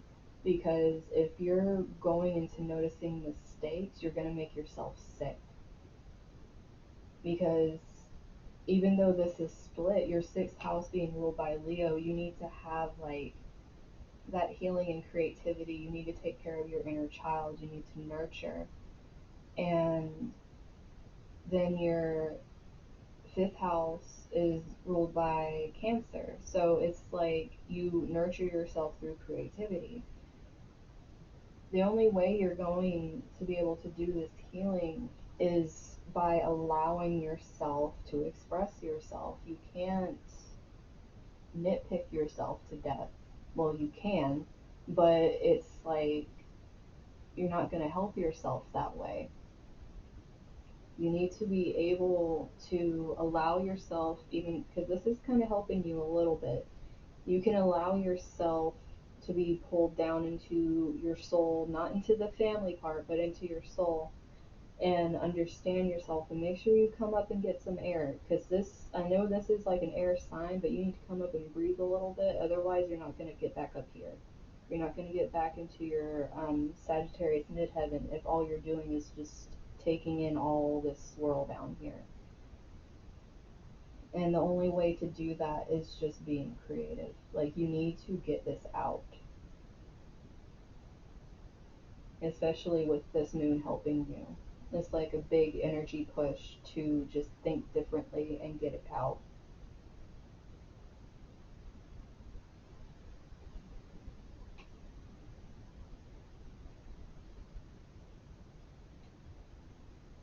But seriously though, you have a beautiful singing voice. Like, I can see why it does, but it has an ethereal quality to it, which, you know, having the Pisces rising and having an 11th house like you do, and then also having these other like softer energies in certain spots where like you actually are around other people, it almost like gives those like really soft aspects, but it allows progress still. Because even though you don't have any of the Taurus things where people are like, oh, Taurus's voice and like all this stuff, Neptune is voice also, because you know it has that ethereal feel to it. It might not have the earthy feminine Taurus thing, but it has like the feminine watery kind of dreamlike quality to it, and so that's why it's so different. And you need, it's kind of like I said, like I didn't even know your chart, and I was saying it sounded like I was underwater when I was listening to you. It's like you have a certain quality to your voice. Yeah, that Saturn. This is gonna help you heal the Saturn. But definitely, I would say allow yourself to create your own stuff. Like, even though you could sing other songs, you would find a lot more beauty in what you can create because you have a lot of very creative aspects here. But you have to allow yourself to, it's going to be creation from pain in order to heal. Like the deeper you go and the more you bring out, the more of yourself is going to shine.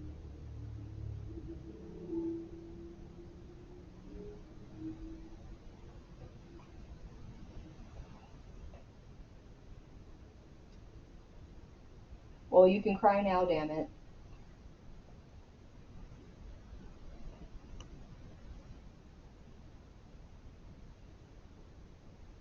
All this crap that happened with this when you were younger, like, you're just going to take that back. Like, you're going to take all your power back from that.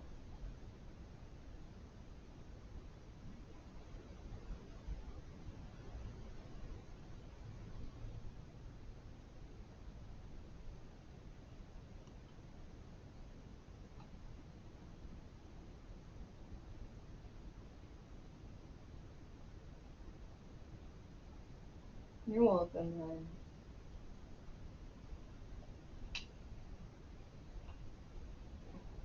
I like how my music stopped too. I swear, I'm just over Mercury. I really am. I'm gonna shut off technology and I'm gonna read my new book. Possibly fall asleep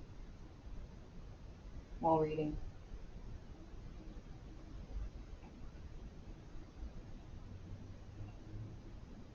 See, that's what we should all strive for, is being happy with ourselves. That's like a big jump to have there. Oh wait, we have that thing tonight too. Oh, you're welcome, hun. I'm glad I figured out how to put these things up there even though it was fighting with me the whole freaking time.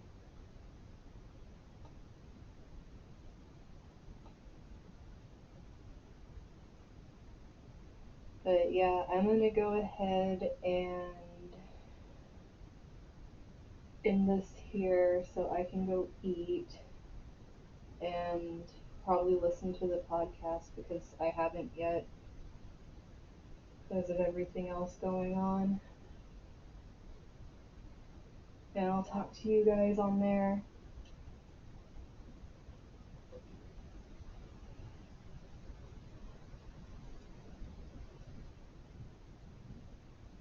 I'm glad I could help, Anna. It's really what I want to do. I don't want to, make people feel like they can't, like they don't have the power to do things. I like empowering people, not, even though like a lot of times my readings are harsh, it's like, sometimes we need to hear the truth harshly to listen to it, and that's happened to me quite a few times. But yeah, I love you guys, and I'll see you later. And oh, and on Sunday, I'm gonna be doing the drawing for my contest. So for the weekly energy reads, we're also gonna have a drawing for the winner for the October contest. So I will see you guys later. Make myself eat something.